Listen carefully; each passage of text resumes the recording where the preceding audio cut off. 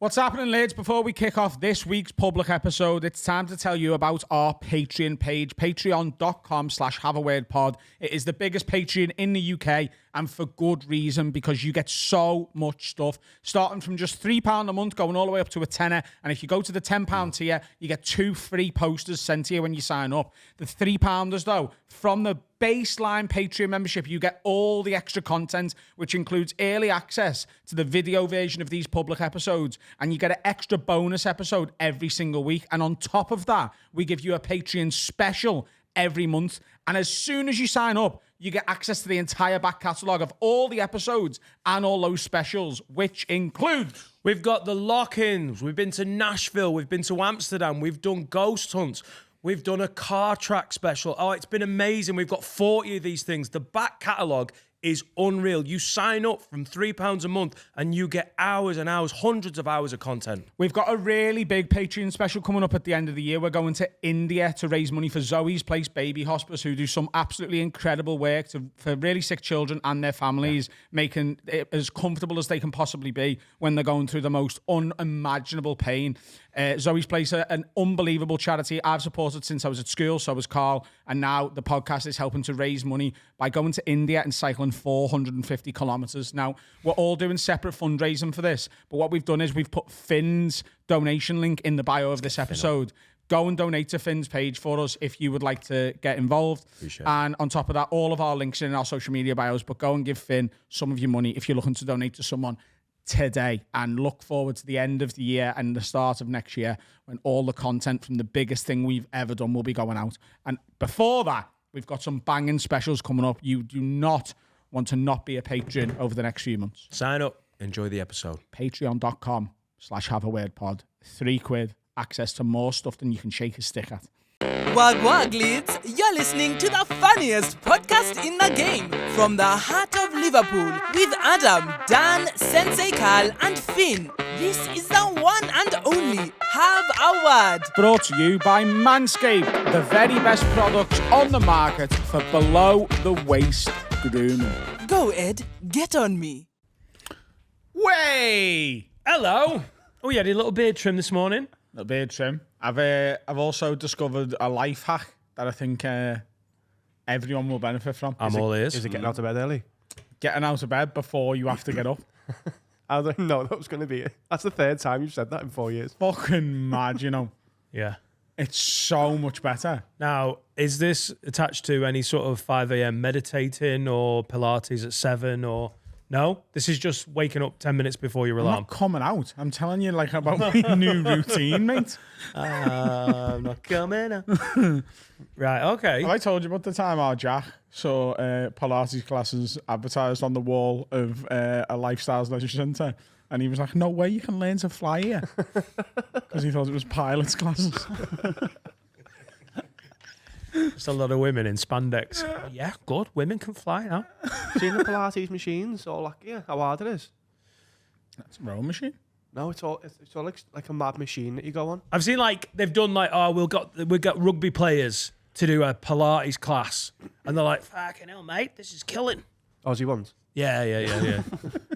That was my attempt at. It looks hard. Well done, women. It looks super complicated. What is it? Basically, just pushing away from things and just wafting your leg in the air. I've never done it. It's just yoga. I'm not a very flexible man, but I would like to get there. Well, when you're shredded. It's just like extra yoga, isn't it? Like yoga plus.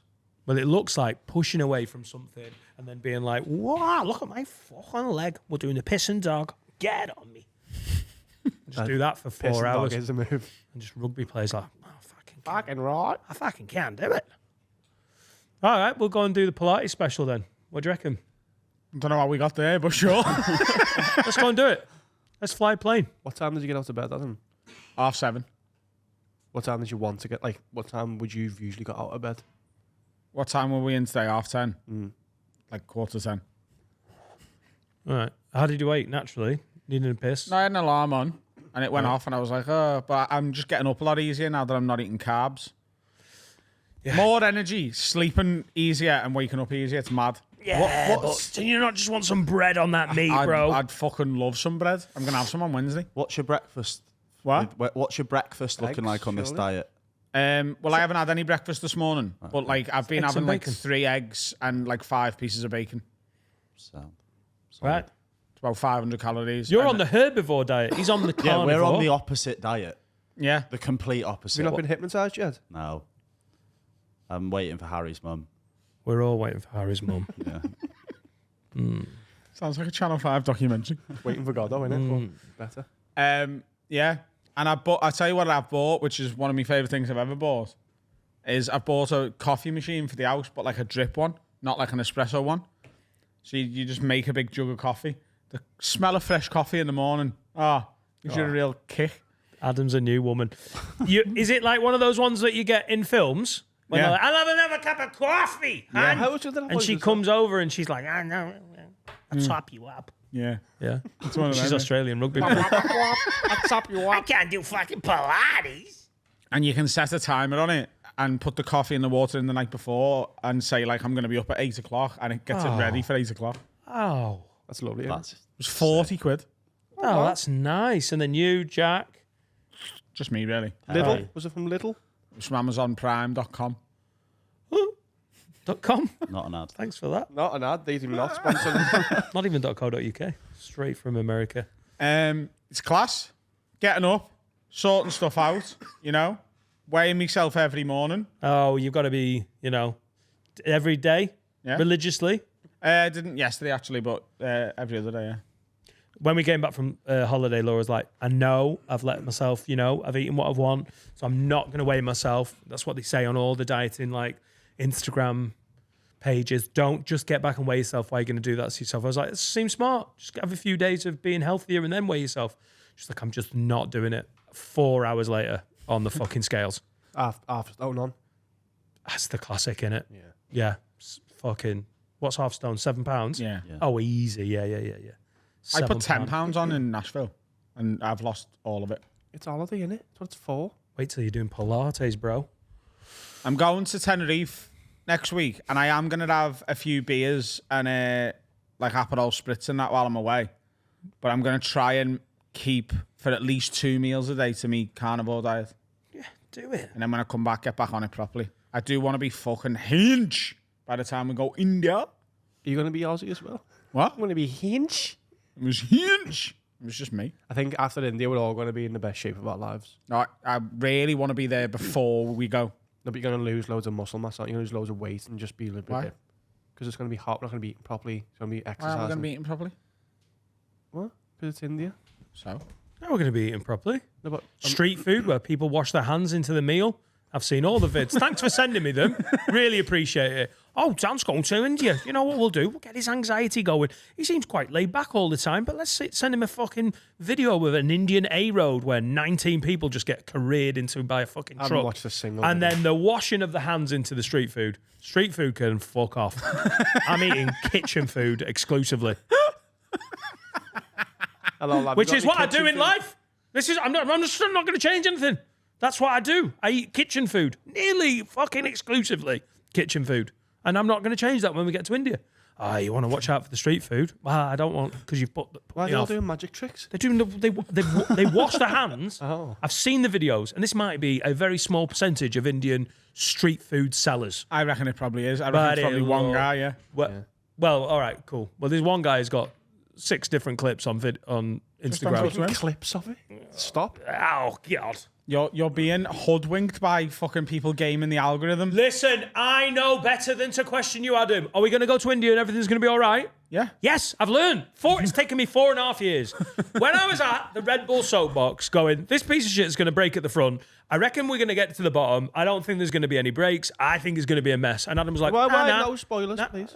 Just shut up. And then I won't and he shut was, up. shut up. And he was like, oh yeah, it's going to be absolutely fucking cracking. And it is. Why are we questioning him? He's mental, but he's right. Maybe it he's was. right. Just roll with it. But I'm not eating street Maybe food. they don't. We're going to be fine. We're going to cycle around India, have a terrific time. Will we get dysentery? Maybe. But that's just going to make me thinner. But here's the thing. Just don't eat it then. Here's the thing. What? Dysentery, We're whatever going that to is. India for advice. charity, and that's fine. You know, we're doing our best to save these children who are dying of, lupus or whatever they've got, right? It's your new favourite one, then, isn't it? I think we've researched the charity. We're 2 involved in. lupuses in a week.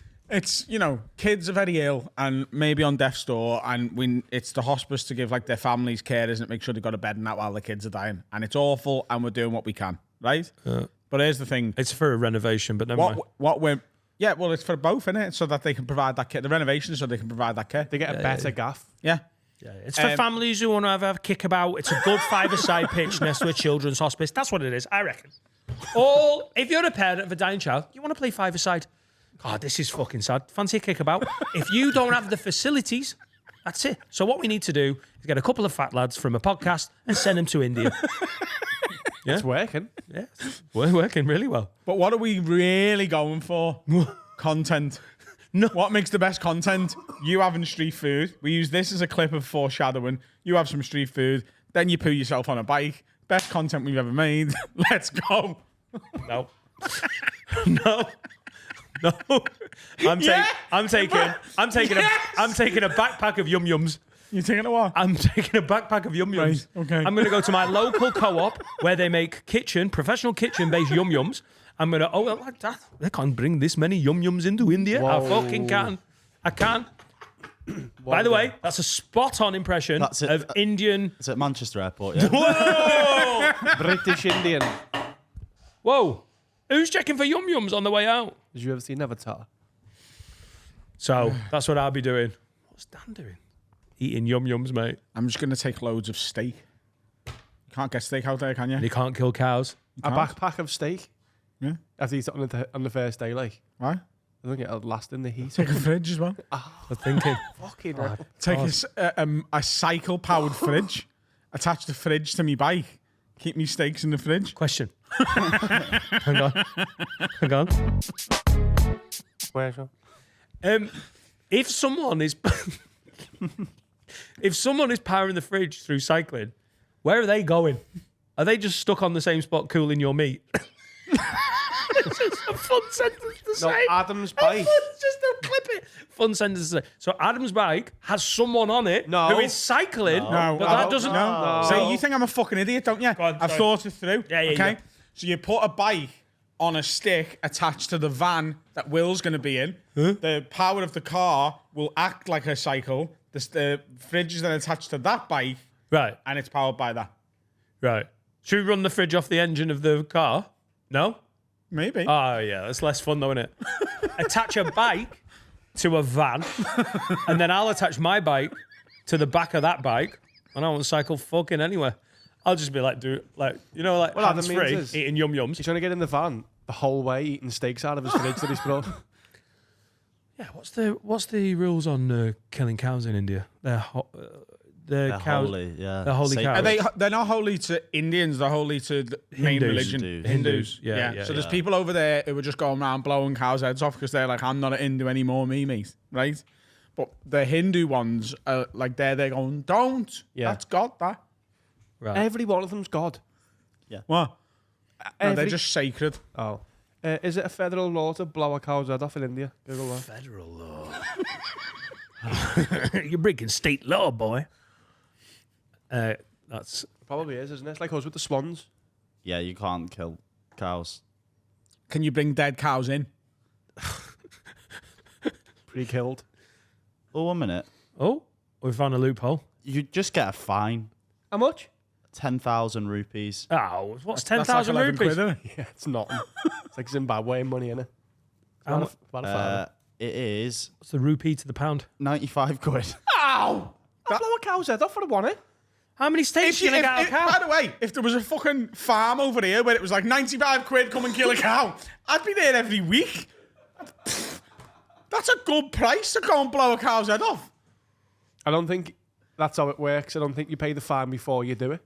I'd just give him fucking 5 ton and be like, right, give us a gun, 5 bullets. I'm off to find 5 fucking coos. They don't. It's better when shooting a cow to ask for forgiveness, than permission. They bury all the dead cows.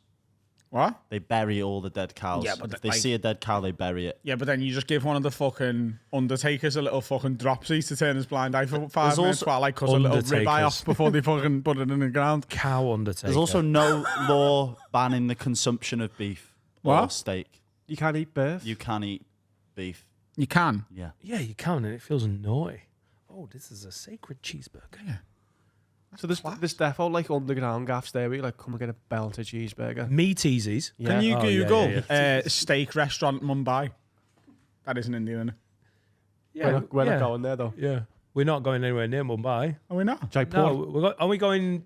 Agra We're flying to to Delhi. Jaipur. We're flying to Delhi. Yeah. There's 4. All in Mumbai. Yeah. And Mumbai has a population of only about one 20 of mil. them has reviews though. Right. And that is called Imbis. Would you eat steak in India? Oh, woo. Why?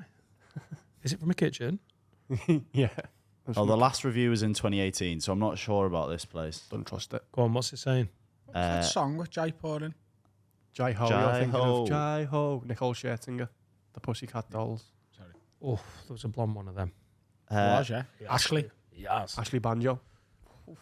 No, that's the lead singer of Diversity. I know what I said, Adam. Lead singer? I know what I said. I'm the lead singer of Diversity. Are we checking reviews of an Indian restaurant? Apparently so. It's what's a it major say? letdown. Damp interiors.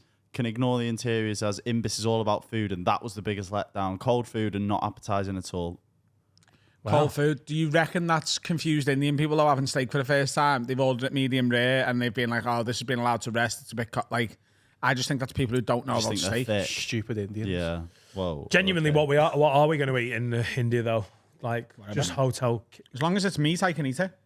You Right. know, and I Are really you going to still be carnivore? And is this you now? Are you a new? I'll tell you when I start feeling like shit. The advice in India is avoid the meat, isn't it? Yeah. That is That depends who you listen to, though. general advice is Depends who you listen to. Finn. Who have vegetarian. you listened to there? It's Piers Morgan now, isn't it? It is. Yeah. It's got in Some- my ear. Some homophobe. Just don't let things touch your mouth.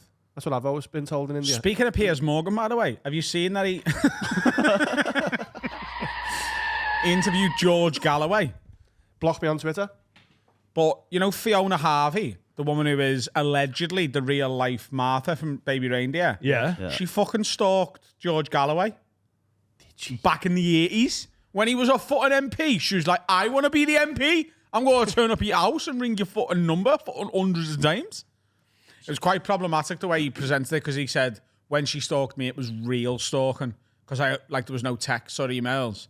Like she had my landline number and she would just turn up at my house all the time. Yeah, that's OG story. That's the hard one. That, But yeah, he said he's going to testify for Richard Gere if it goes to trial because he's like, she's fucking mental. Will he wear the hat? What? He always wears Yeah, the he hat, does doesn't he's he? got a bit of a hat. He's got a bit of a responsible hat. for one of the best TV moments Him and Rue British Casting. history. The Yeah, cat. unbelievable. Oh, you love that pussy, don't you, George? He's a phenomenal orator. You could listen to George Galloway. I mean, you. He's a surgeon. Yeah. Phenomenal. Yeah. Phenomenal. He's blocked me on Twitter and I've never spoke to him. Never. He's right though, isn't he? Yeah. But how did he know? Spot on there. And this was ages. This was years ago. Yeah. He's good on Twitter apparently. He knew. He just checked one tweet and was like, gobshite. I've also had my ban on Wikipedia extended to 3 years for simply searching Les Dennis on Wikipedia. That is quite the algorithm It they've went got. from 1 year to 3 years. I'm back to 3 years in the slammer. Email the fucking HR department to Wikipedia with the photo of me, you and Les and be like, we're mates. Like he's Sam with it. Or a picture of him eating hay. What about Yeah? Stephen Mullane, though, did do him?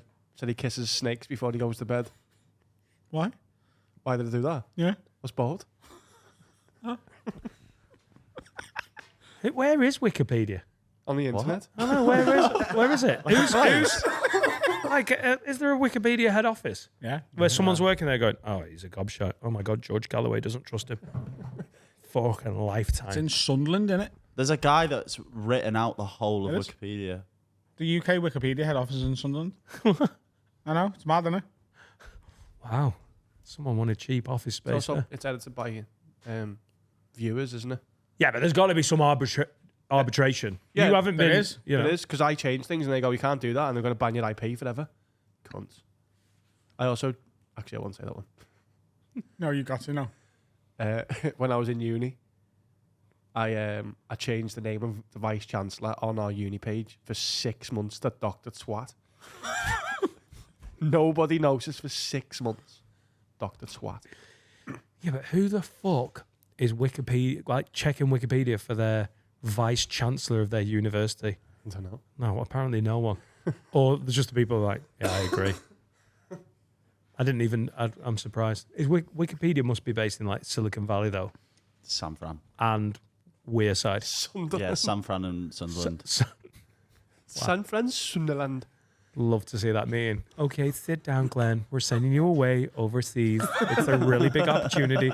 I know you've just bought property in Northern California, but have you ever been to Tyneside and Wearside? I got my house valued yesterday. Oh, You dirty bitch. that's worrying. Yeah. Up or down? From what?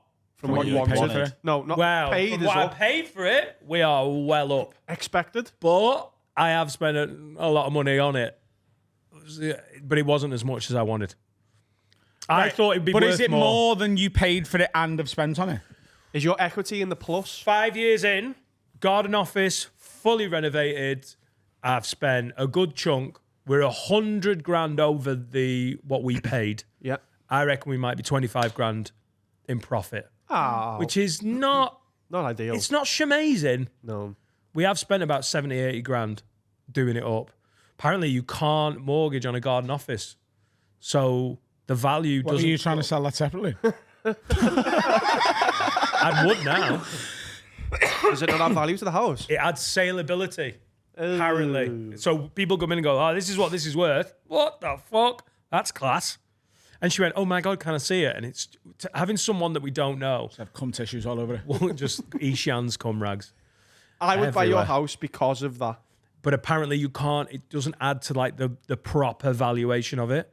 Don't know if you've had your house valued, but it feels like they want to bang you. I mean, she was a wonderful woman, like really nice. But she comes in just like, oh my God, I love it. Oh, I love this, I love that. It's super fucking positive. You sure she Oh, wasn't high? I came in. Are you sure? Oh my God. Oh, I love the pink elephant that's flying in the kitchen. Yeah, she was really into it. But I'm a bit I'll buy your disappointed. house. Sell it to me. Oh, Why? what are you going to do with it? Living. No, you Fuck with don't. Oh, I don't want my house to be a fuck palace. I raise my children there. Go and get someone else's house for a fuck palace. Okay. You Give it a quick sale. You're going to move house this year? I'm not feeling it. Oh. Oh, shit. Why the fuck am I moving house to give someone a free garden office? I want the garden office. You won it? No, I want it. Oh. Build another Can't one you? Is it not like? Can you not pick it up? I don't think so. Doesn't look that well You could made. definitely strip the doors and stuff off. That's the big expense there, isn't it? Is it not rebuildable? Who made it for you? Joe and that. Yeah. So like, Hang ask on, but how them. much is that going to cost me? Well, I'm about to buy a pickup truck. You just put it in my pickup truck. Oh, yeah, cool. A 7 metre by 3 metre garden office, taken to bits and rebuilt, Yeah. cost me fucking loads. Yeah, but you'll have the garden. I'm not office doing it. I'm not doing it. The house isn't worth as much as I wanted. It's going You're not moving? I don't think so. Not fucking leaving. What's Laura said? She was just, you sit down and you go, what's the point? What's the fucking point? I'm giving someone a free garden office. The other house Kiss that you my found, hoop. though, was it a better house? Yeah, but the mortgage is 10 times what we're paying now. 10 No garden office. 10 times. 9 times. Fuck That's off. fucking it. Yeah, don't do that. What? Genuinely 9 times. Yeah. Do not move house then. Yeah, I What are promise you you. doing? Just to be detached where we're semi-detached. Same When number you say of rooms. 9 times, do you mean you would owe 9 times as much money, or it would be 9 times more a month? Close to both. That is You insanity. don't. I'm not letting you do that. No. What the fuck are you talking about? And also, just for what? To be slightly detached, so we can't hear dogs in the In night. Eswall. Heswell's nice. I'd be paying a chunk more, lose my garden office to be like, oh my God, there's a Marks and Spencer's food hall within walking distance. It is I a can't do it. bouncy I can't do it. No, you don't. That's fucking stupid. Mad, innit? Yeah. Oh, thanks. Fucking Show her stupid. this. Laura, we love you, but shut up. Yeah. Shut up. Fucking stop asking him to move to Heswell, will you? She's been, honestly, this has been a lifelong thing that she's been on about since Sunday morning. Who found the house? It's Rightmove, isn't it? It's just The Rightmove game's unbelievable. Dolly Daydreams on Rightmove is a dangerous game. Yeah. Who found the house? You or her? I did. Oh, there you go. Tell just shut up again then. It's not just. Telling you a joke. It wasn't just Laura. It was both of us. We went to Heswell and went, this would be nice, wouldn't it? It's a weird thing when you live somewhere where you're not asked about it. Yeah. It's just a weird feeling. I love Chester, but we're a 10-minute drive from Chester, and you're just in this village that's nah. You've been. It's not particularly offensive, but it's not. Like, it's just fine. You don't feel attached to it? Don't know. Yeah, I went down the local. I think there's a new landlord. That's slightly improved. They were a bit friendlier. The beer garden's better. Maybe what I need to do is start being lead by example and just get involved. Because I've been doing that thing going, no, I'm not asked. Maybe I need to be more involved. Neighborhood watch. Yes. No, don't do that because you'll be on a fucking sex offenders register. Join the Pilates group. Yeah. Yeah. Learn to fly. I just want to sort of facilitate more alcoholism. And What about to the Etta, local though? more. Surely moving school for her wouldn't be ideal as well. No, yeah, there's that. There's that. But I mean, she's 7 and it's my money. You know what I mean? What year is she in? I mean, ultimately, What year is she she's in? got. Kids Honestly, move schools all the time. No. One. But it's meant to be One. one of the most like disruptive things you can do to a oh, kid. she'd be so dramatic. She'd have 4 best mates by the first lunch break. So like, wherever Etta goes, What about if you just Sally, go, if you just go and chill out, she comes back and she's like, I've made some new best friends. She's incredible like that. She's just dead sound and doesn't have any like fear with that. She can just roll in. I know this sounds like typical me being a wind-up, but I was like that a lot when I was a kid. Like, if I ever went to, like, Charlie Chalk's, I'd go in the ball pit and, like, 20 minutes later, I'd be back and be like, Mum, this is me best man for me wedding when I'm 25. So, you know, like, I made best mates at the kids' play centres. 100%. We've been in Charlie Chalk's together. You know, I was there so often. My nan lived near there. Yeah. Have you hung out with a kid Oh, like? yeah, that's a really good point, Definitely actually. would have been there together. Oh, that's Mad. cute. Yeah. I've hung out with kids like my mate. That sounds bad. I've hung out with like my mates' kids, and they're a bit more like shy and anxious, and it really stands out when you're used to like kids like Etta and Jack, who are just like. And do you know what? Same with me. When I used to go out clubbing, like I was Charlie so Jones. bad for it. I was like, I've known these guys. Charlie Sutton. I know these guys for 8 years, but look at these new people that I've just found that I don't know. They're going for an You afters. still do that now? I know. I know. When I you love go on a it. night out with us, the first, like, 4 pints, you're with us, like, this is class day. It's so good to see the boys. And, like, the first sip of your 5th pint, it's like, oh, Dan has gone, and we're not going to see him until tomorrow morning at Yeah. the podcast studio. You're so elusive on the ale. I know. I love it. It's an I adventure. hate it. I love I it. hate it so much. It's an adventure. When we're all out together, I want us to be together and have a good night, and everyone else sticks around, but you're like fucking the Tasmanian devil. You just And then we'll try and call you, and you won't answer your phone for 6 weeks. Yeah. I do love you though, I know. but I know that Etta's like, she'll grow up and probably be into it and want to go out and she'll be the same. Like, who's new? Let's do it. I think she'd be fine with the new school. She'll be fine. You're not moving though. 9 I'm not. times is genuinely that's stupid, isn't it? It's absolutely absurd. Unless you're and I paying can't believe you're even £10 a thinking about month it. for your mortgage, which you're not. 9 times is No, unless your house is like a bit is okay, and then that investment is like, oh, there's another bedroom. It's bigger. It's fucking well nicer. Is it all of that stuff? No. Right, well then what are you talking about? that's yeah. a little stupid. No. Especially with Jack's age, and just making your life harder, aren't you? When he's like, "Hey, where's the toilet now?" and he just shits on the Mate, floor. I could move Jack to Afghanistan and he wouldn't know the difference. He's just 3 and he's like, la la la la. Spider-Man. Speaks the language though. Yeah.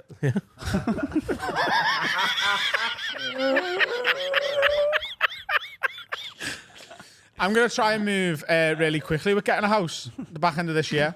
So, Conveyancing solicitors famously do that as well. what? Conveyancing, they're so fast. No, but as quick as possible. So I spoke to... Mate, conveyance soliciting, get into it. What a fucking job that is. Do you get paid by the hour? Because they stretch those motherfucking hours. I had Joey Hughes, remember? So They're incredible. Though. Barbara's Oh, speaking here's a to letter. Johnny Someone wants to move house, do they? Do they want to move house? Got a letter, everyone. You know, we're conveyance solicitors. This probably needs signing and sending back to another solicitor. Fuck that. Let's put it in the file. That's 3 weeks I later. believe you brought mail for that bit. That's well class. done, Dan. I'm a prop comic, you know? Yeah, you need to push them and press them like, oh, have you done that yet? So I... What is email? I go on holiday next week, come back, and then... So I spoke to Jack the other day, because obviously Jack... me, Jack, and Keelan, we all live together. It's like a 4-bedroom flat. It's like cheap, especially between the 3 of us. And it's been really good. Jack's buying loads of furniture at the minute, and he's storing it all in his childhood bedroom in his mum's. Like, he's bought like tables and lamps and all sorts of stuff like that. Why? because when he buys a house or even moves in, he'll he be set wants up. it to be his place. Yeah. He wants to have his own aesthetic rather than loves just moving lamps. into a shell. He What? loves lamps, doesn't he? Oh, he's like a lamp I fan. he's like I was 2 years ago with trainees. It's upset. If he sees a lamp, he's like, I'm having me fucking lamp, mate. Where'd you store your lamps in that room? The lamp room. Speaking of footwear, I bought a gorgeous pair of shoes that I've wanted for a year yesterday because I had a job cancel that I forgot about, and they were like, "We're still going to give you the full money." So I used that full money to buy the shoes that I wanted. 40 quid. Back to Jack and lamps and tables Yeah. because you've got ADD. So Right. I spoke to Jack today. I was like, "Do you think Switching we're it back. going to extend our stay here beyond a year?" And he was like, "No." He's like I love you and Keelan. He's like, "But I think I'm just ready for my independence now. I want somewhere Got to to live." house those lamps. Yeah, but literally, you know. I need a fucking lad. It's great hanging out.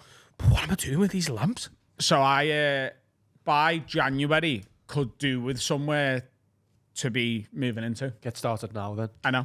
That's what Well, Steve, when I get back from Tenerife. Steve's also, he's not here, but Steve's had an offer accepted on a house, so go Steve. Because I can't be arsed renting again in January and finding a new place to live and moving there, and then 6 months or a year later having to move out of that. So I want to try and find somewhere in the next few months that I can get the ball rolling and get it done. And do you want to know what else is cute? Finn and Harry are thinking about moving in together. That makes me so happy. You Oh, know? it's so cute. In Liverpool? It'll create a house. Oh, I tell you what, I'll just try and buy a big house and you can just come and live with me. At some point, me. Oh, yeah, you were thinking about buying That's small. what you want. Adam Rowe, your boss, as your landlord. Lad, I need something subbing. Jesus Christ. Nothing could change then. Oh, my Lord. Oh, that's so cute that you two are going to move in together. Do we both have to sleep under the stairs? No, Wardrobe. no. You can have one room. Why have you gone pensive? Did you not want us to say that? No, I was just. Did your mum not know? Yeah. You're looking at me like your mum, Poirot doesn't know. My mum knows. She knows everything there. Just get a life-size drawing of Poirot on the back door and she she'll be made knows. up. She'll feel welcome whenever she comes over. I don't think she'll be over much. I reckon. No, she doesn't really leave the house much. You do see your mum a lot less. I mean, sorry, but you do see your mum a lot less when you move out. Yeah, and when she does. Yeah, you don't see them at all. Yeah. That's the worst. Yeah, that's what I But said. thanks for prefacing that with a little sorry, mate. But when you move out, you know, you've cut the apron cords, haven't you? You want to fly. Yeah, you do. How often do you see your mother? Not as much as I should, but I'm aware of that. So that's fine. Oh, that's fine. Yeah. In my head, it makes it better. I've killed 7 people, but I know exactly how many I've killed. Yeah. Once a week, but it should definitely be more. And sometimes it isn't once a week because like this gets in the way. I mean, that's not an excuse, but work is busy right now, isn't it? Yeah. I'd love to regress. It'd be great. Just go back and live at home. That'd be No. fucking quality. No. Don't want to be a grown I up. remember living. I didn't move out long ago, and I was like, "Oh, I'm gonna miss this." No, I love my mum, but no, I don't miss her. All right, well, keep us updated, Harry and Finn. Is that all right? Yeah. I did a really weird thing then when I said different names. Yeah, and then, I'd want the updates. Do you want updates? When, And that section was sponsored by rightmove.co.uk. when are you thinking? Soonish. We've Probably in the next few months. Ricky Sunak. I told my mum, I was like, oh, Finn mentioned about potentially like us moving, you know, looking for a place. And within 20 minutes, she'd sent me 6 properties and she was like, just go. I don't think she likes you, Harry. That is Or that is a fuck you. your mum, the hypnotist, and Poirot can move in together. It's like a sitcom. Poirot and the It's like a hypnotist. hypnotist and someone who loves Poirot. What could possibly happen? Woo! We can talk about what we did in London now, can't we? Oh shit! Yeah, we did. Me, Will, and Finn, Ree. Oh shit, yeah. We produced for Theo Von, guest Ed Sheeran. A lot of people, like, I understand this, but it is like, I just need everyone who listens to this to know. I get so many messages, especially because people sort of are onto the fact that it's me that predominantly books the guests. People message me all the time going, lad, Theo Von's in Manchester. Let's try and get him on the pod. Every big name that comes anywhere near the studio, we make every effort to get them in, especially people we think would be great, like Theo Von. I was talking to Theo last week. He tried absolutely everything to make it so that he could get here. But often, when they're coming over from America, we do sort of suffer a little bit from being in Liverpool and not Manchester with this, because all these big international acts, they do a show in Manchester, but often they arrive in Manchester in the early afternoon, they go and do a sound check in Manchester, and then they want to chill before their show. And either right after the show or early the next morning, they're either going to London or Glasgow or Amsterdam, and it's normally one of those three places that they're fucking off to, or Dublin. We tried. He wanted to come and do it. He is coming back either later in the year or early next year, as is Chris DiStefano. A lot of people are like, My dream guest. how was Chris not on the pod? He got to Liverpool at 5 o'clock. He did his show at 7. He went to bed and he was out the city again by 6 a.m. the next day. Sometimes it just doesn't work. Theo wants to do this. Chris wants to do this. They all want to do it because they know how influential, especially in the UK, this podcast is. And it'll happen at some point. But in such a mad turn of events, Theo wasn't on our podcast, but Carl and Finn were on his. Yeah. So Will, Carl, and Finn went down as a Have a Word production team. Yeah. Because Theo just didn't have the cameras, audio, needed someone to do that side of it. So he contacted somebody who contacted me because he wanted a session producer. He essentially wanted Jamie. He wants, hey, get that up, or Yeah. if there's a question, I can fire it back to him. And then we found out that he also needed the crew. So I was like, well, we've got everything. So they hired Have a Word as a production crew, yeah. We went down, made the set. Everything that you see here, everything we made that, like, where Will unbelievably like dressed the room, made it perfect, made all the shots perfect. Yeah, it was insane. What was Were it they sound? like? Yeah.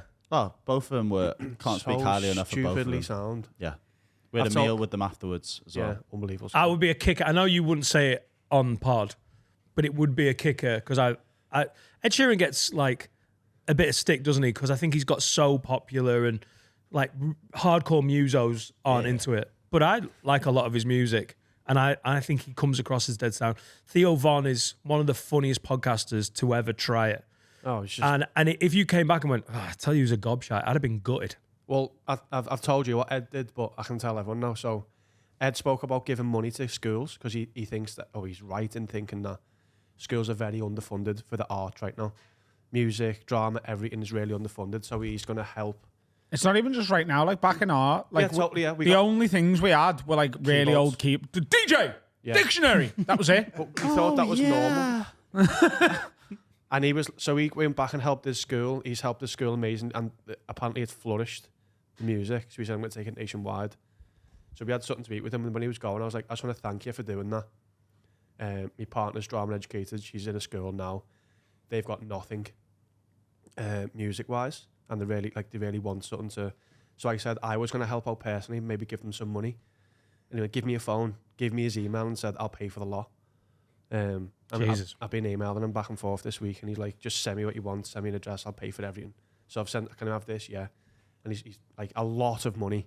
So he's funded Serica's school for music. It's insane. Fucking brilliant. What a guy. And he's so big, you're right. Like, what I'm learning more and more about, like, people who get, like, sort of massive is the bigger you get. I think it's Ricky Gervais spoke about this. The bigger you get, the more fans you've got, but then the more people know you to hate you. And hate is so much louder than fandom, apart from maybe with Taylor Swift. So you hear a lot of people slag Ed Sheeran off, and a lot of people don't really, like, praise him loads because they're just like, yeah, I like his stuff and he's massive. And I think the biggest example of that is Coldplay. Like, look how many tickets and albums and streams and stuff Coldplay sell. But, like, they're, like, the band that everyone's, like, they're shit. Yeah.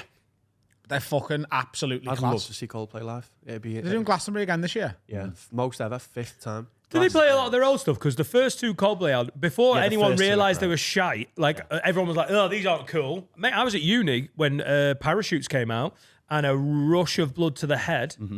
Those, I fucking love both Even of those Viva La albums. Vida's not bad. Oh, mate, unbelievable. Can I ask a question about Anfield? By the way, it's class, lads. When you put the picture up, there's certain things where you're like, I'm so used to looking at your face, Carl, that when you see Ed Sheeran and Theo Von either side, I'm like, and I got loads of messages going, lad, my head's falling off. And that is one of my favourite Scousisms that I didn't have. Yeah, it's and I've fine. heard Laura use it in real life. It's filtered to Laura. It's like, how much for a fucking mortgage? But my head fell off. And people's head was full. It's just so mental going, this mate, I know this has happened. but it looks Yeah, it like doesn't look it almost normal. looked like it was like this is made with AI. Yeah. Well, I had a lot of messages early in the morning because people had listened to it and heard my voice and gone, lad, is that you? Or am I going mad? I was like, yeah, it is me. I'll wait until it's out and then I'll probably talk about it. But loads of people had a key in here and knew it was me. And everyone comment on the video, by the way. Unbelievable. Oh, cheers. Keep going. Anfield was set up for Taylor Swift for 3 nights, or is it 2 or 3 nights? 3. And now because it's all set up, the script have done it. No, well, it was the script was supporting Pink. Yeah. Right. So I went to see Pink on Monday. Cool. And Because I was going to say, how are the script doing Anfield? What have I fucking missed that they are in a fucking, like a stadium band? they were class. Yeah. They were really good choice to open for it as well because they're different. Pink. Fucking Pink, mate. What a showman. Honestly, I've never, ever, ever seen anybody, including Taylor Swift, look that comfortable on stage. It was like, it reminded me of Ian Stone at the Comedy Store. Genuinely, that's the only parallel I've got. It was like, Everyone was thinking it. it was like she was like at a house, at her own party in her house. She like the bits in between songs where she's talking to the crowd are not, and so obviously not, and don't feel at all scripted. She's just having a chat and a laugh. She's so like or genuinely authentic. Like it just seeps out of her that She's got bangers. Oh, mate, when she did an acoustic version of Don't Let Me Get Me, which is my favourite song of hers, and it was so much better than the original, and I fucking loved it. But, like, she's fucking up in the sky and on trapezes, and, like, it was, like, as a sort of show, as a spectacle, it was as good as Taylor Swift. Wow. She was fucking unbelievable. 20-year And So 20 years at obviously the so top, sound. Pink? Oh, yeah, she's been going more. decades. More? Pink. Yeah. Since we were kids. I think Misunderstood is 2001, which is the first Like album I 25 remember. years. Yeah. There you go. Women taking over Anfield this month. Okay, break time. Hello, everyone. Just me on this one. It's time to talk about my absolute favourite sponsor. It's manscaped.com, the very best in below the belts men's grooming. Father's Day is coming up June the 16th. What are you getting your partner? Here, daddy. What are you getting your daddy? Here, definitely a daddy. Get him some Manscaped. This is the Performance Package 5.0, an absolute array of top quality shit. But the best thing is the Lawnmower 5.0. What a pube shaver this is. Now, let's not talk about your dad's pubes, but let's talk about the presents that men get. Christmas, birthdays, Father's Day, most of them are a bag of shite. I swear to God, if you go on manscaped.com, use code WORD20, get 20% off and free shipping, you will be giving your significant father other one of the best presents he has ever received. There's loads of fun to be had. Check out the website. Use code WORD20 so they know we've sent you. Get your discount and appreciate it. Get them balls gone for Father's Day. Get them less hairy. Get them looking all smooth and nice. And we are back. Me and Finn are doing a karaoke party. We're doing a second one. The first one in July sold out within 4 hours. So me and Finn with Harry on the Door are doing a karaoke party. Come along and sing with the musical Lids. And we've got some guests, some comedians you'll know, Have a Word legends, unconfirmed. And we're doing it at Teddy's on Sunday, the 22nd Yes. of September.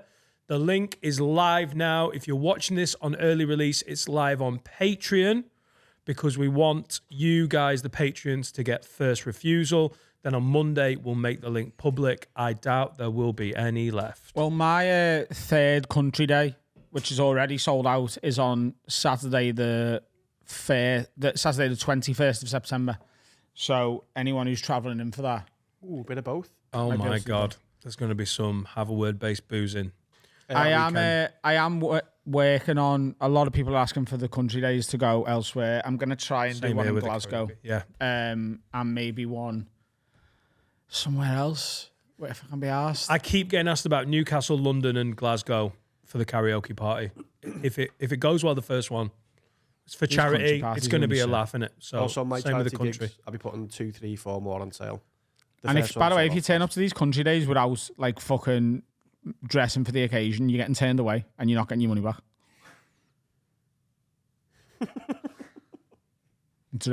dress country or fuck off. Yeah. Yeah. I'm going to a country concert on Thursday. This coming Thursday. Morgan Stevens. Morgan Stevens, yeah. Yeah, Morgan Wallace.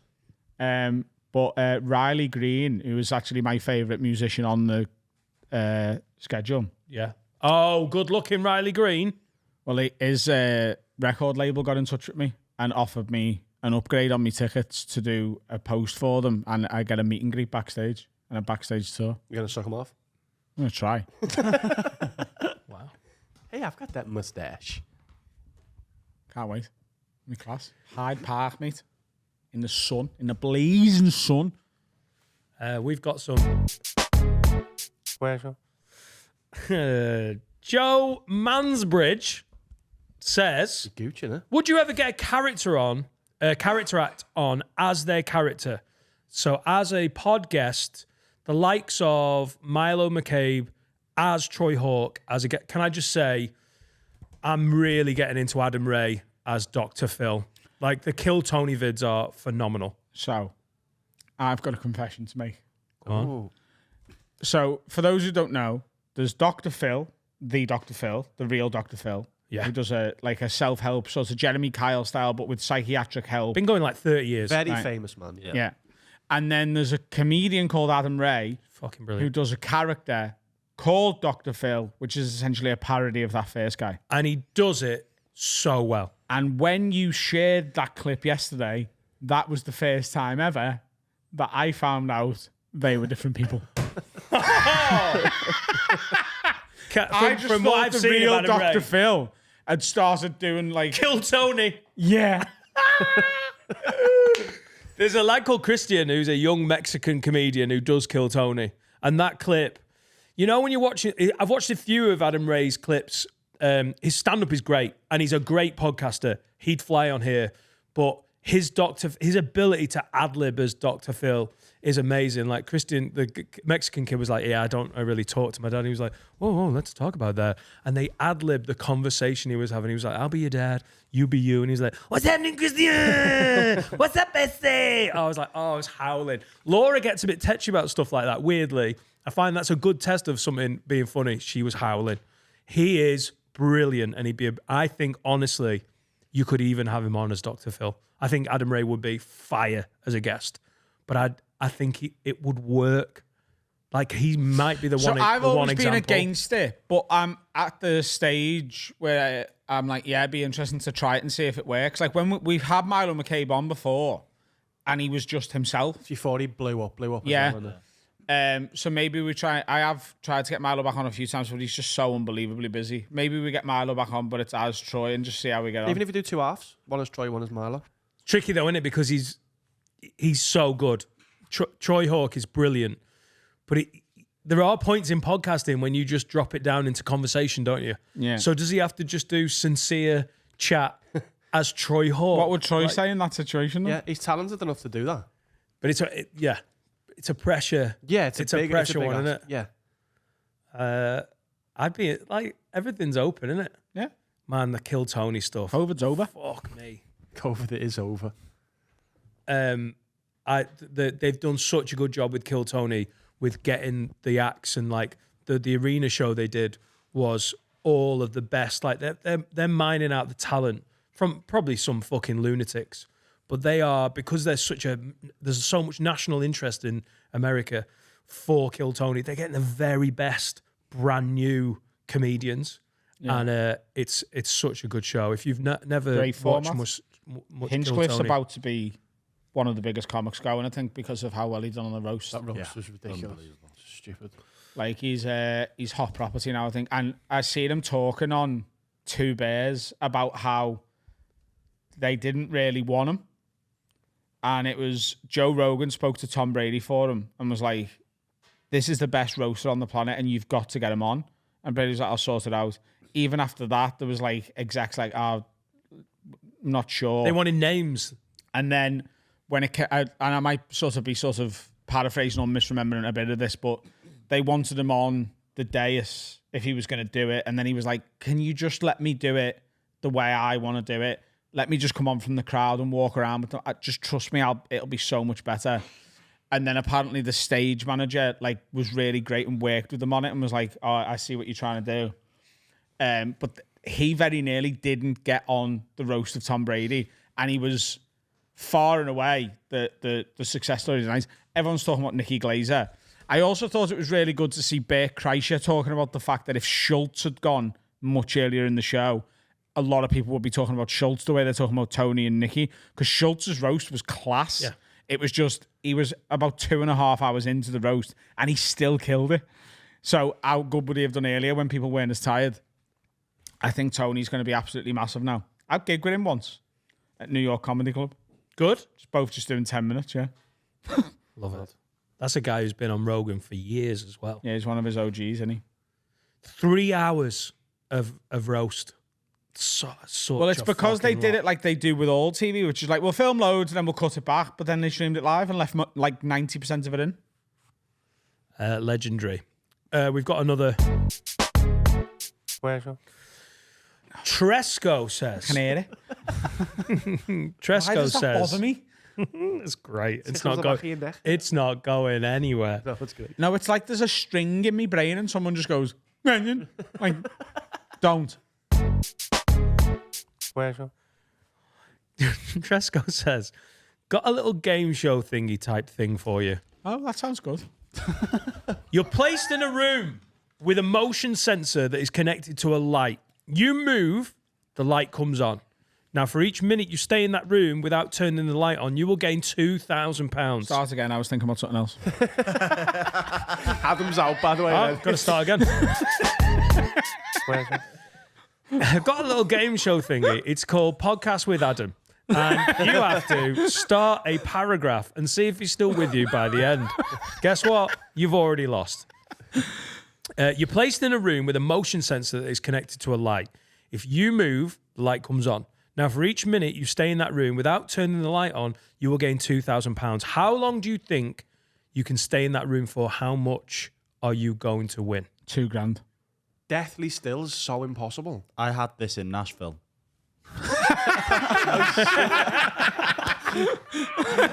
You wake up every minute. You're having epilepsy wanks. Yeah. Oh, that's... I'd get $2,000 because I'd just win the $2,000 from the first minute and then I'd be bored, but I'd take me $2,000 and go for a nice meal. Right. You have to get to the end of the minute to get that grand. You reckon you can do a minute? Yeah. Right. Can you lie down? I'd you can. suggest I'd lie down then. you probably are allowed to pick your position. Lay down. Reverse cowgirl. Yeah. On your knees. It's 10 grand easy. Yeah, if I lay down, I could probably do 10 minutes without like twitching. I don't know, man. Could you? Like you think you can because you're like, yeah, I sleep all the time. But you don't. I do every night. Yeah, but you don't. When do you stay fucking stock still? If I wanted to, I could win as like unlimited because it doesn't say What? that you can't start again when the light comes on and you've still got the money you've banked. So I could like stay still for a minute and then, do a fucking No. dance. Once the light comes on, end the game. No, it says every time the light comes on. No. You I think that's per person. Tresco, bro. I know what Tresco's thinking. Once the light goes on, end of game, and you get a total. So if you've done 5 minutes, bang, you get. I think I could do an hour if I wanted to, but I wouldn't want to. You lay down, though, aren't you? I'm just sat hugging my knees. Yeah, you could do that. Yeah. Sat hugging my knees like a woman in a movie who's just witnessed a murder. Sad shower. Yeah. Yeah, stood up. I'm a minute. An hour. The fucking confidence. Yeah. Just. To be fair, like that isn't going to turn a light on, is it? Like So it's like a. If, motion sensors like moving, and you could probably like sway a little bit. So probably. but if you go to itch your nose, Yeah, but you should this. no, that's it. That movement is light on. Do you reckon? Yeah. Carl's just being like, I don't trust this sensor. Oh, no. I can move however I want to. I can't do Pilates. It's but- sensitive that though. If you, oh, no, okay, Yeah, it is. Then. It is. What? Me nose is itching. Yeah. Well, I'd start the thing like this then. No worries. What about blinking? Does that count? No, you can blink. You can blink. See, look, everyone itch you. Right, what if your arsehole starts itching? I was never going to itch that. I'd That's a do the bad thing one where, though, where innit? you do this. And itch it. You'd itch your arsehole with your arsehole. You moved. Or you fart and try and itch it? That's, by the way, the best life ever gets that. is itching your arsehole with a fart. Unless it makes it worse. What do you mean? It tickles makes it. it worse? It can. I've never had that. You can have an itchy arsehole and go, I just fart one out, and then go, oh. That's if you poo. Yeah, that's if you poo. That's what. I've never had that. Oh, not If I get an itchy not in your arsehole and carnivore I've got a diet. fart brewing, honestly, that is like the stars aligning. It's like God's going to your dad. Have a good day, kid. Once your balls are stuck to the inside of your leg, to not move that off would be torture. I honestly think I'm maybe walking away with $6,000, and then my body's just going to do I'm with fucking Adam. something. I reckon you could do an hour. Yeah, if you pick a Lay stress down. position and just get Lay over down, eyes closed, stick a podcast or some music on, sound. it. Yeah. Make sure you Easy. get comfy. Like, well, Light fall work. asleep. Even better. Wake up a millionaire, mate. But I wouldn't want to because it is boring. I'd just take the $2,000 and get off. Go for dinner. It's bored. Could have done an hour. Don't need your money. I'm out of here. We are going to do some revenge-based confessions because we did a revenge story last week and we've had quite a few in. So these are essentially confessions, I read one of these as they came in. but they're all pathetic. revenge One stories. of our biggest clips ever is Revenge Story. Jimmy Carr one.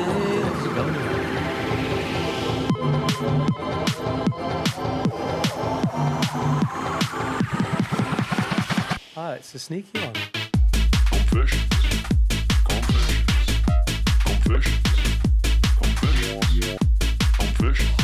The Ibiza special. Anyone? All right. No, the snake one. What? Can't remember it. His ex broke up with him or cheated on him, and then he started a fake Facebook thing, and the answer was snake. And you have to text the word snake to her number. So she just got loads of people texting her the word snake. It was unbelievable. Nicely yeah. done. Simon Cole says, Wag Wag Lids, petty revenge story for you. My every delivery driver one day told me they refuse to take any parcels in for me when I'm out, even though I would often right, hang on. Is this guy all right? That's so You right, John? Every delivery driver. My every driver, the number I was out and go that boo. Get on that. Revenge. Keep Simon that Cole. all in. Simon Cole says, Wag Wag Lids, petty revenge story for you. My every delivery driver one day told me my neighbour refused to take any parcels in for me when I'm out, even though I would often take in stuff for them. So now, because they grow veg in the back of the garden, whenever I find snails and slugs, I throw them onto their veg patch. I appreciate that. How often are you finding slugs and snails? Yeah. They're not as prominent as when we were kids, by the way. No. Oh, No. And shit. spiders. Did you? I was just made aware of a story from Australia where a 19-year-old healthy, fit lad was a rugby player, and they were all just on the piss, like having a barbecue, and Sucking each other someone off. saw a slug sucking each other off, and someone saw a slug and went, "Hey, Damo, you should eat that," and he went, "Ah," and then finished his Pilates and did it and just swallowed it, Died. and it gave him rat lungworm, and Oh my God, that's made me feel awful. What's that? a horrific form of meningitis, and the kid died like 9 years later just from doing the "Hey, won't that be funny?" and just from eating a slug. Fucking ruined his life. What's a dirty slug? Don't eat slugs. That's quite a common thing, isn't it? No, but you can imagine lads being like, you should do that. You shouldn't have to get taught that in school. Oh, no one ever told me not to eat slugs. Oh, God. I mean, that's natural selection at its finest, unfortunately. Laura wants her little. French are going to be fucking gutted about that. No wonder they die young. They famously We do. love it, these slugs. It's our latest installment of Carl Does Accents. Hey, we love slugs. Not killing them, eh? Yes. Say, We love slugs. Slugs. say, welcome to Paris. We love snacking on Welcome slugs. to Paris. We love a slug.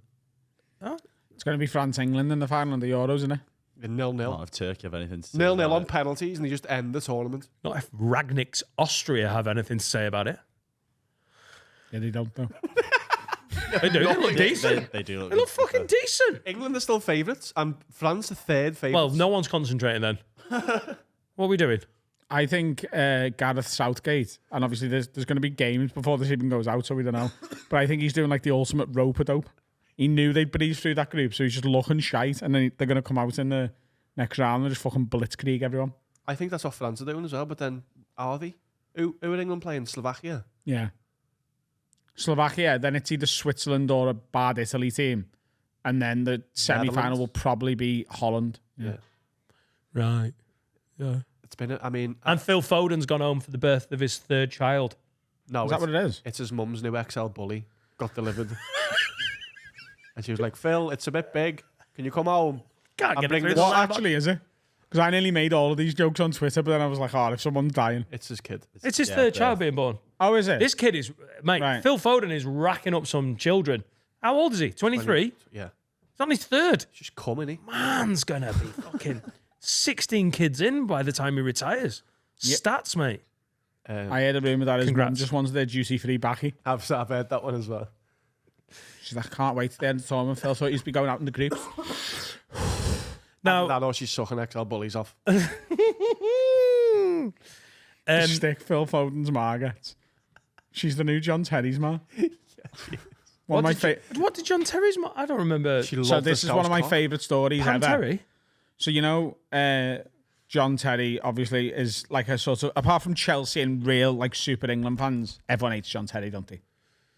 I'd have liked him on my team, Nobody's but a he seemed cock. like a bit of a twat. He was, you know, allegedly racist to Anton Ferdinand, and his defence was, I didn't call you a black cunt. I said I didn't call you a black cunt, which is such a weird defence for racism. And then he shagged Wayne Bridges' wife and shit like that, so he's very much hated.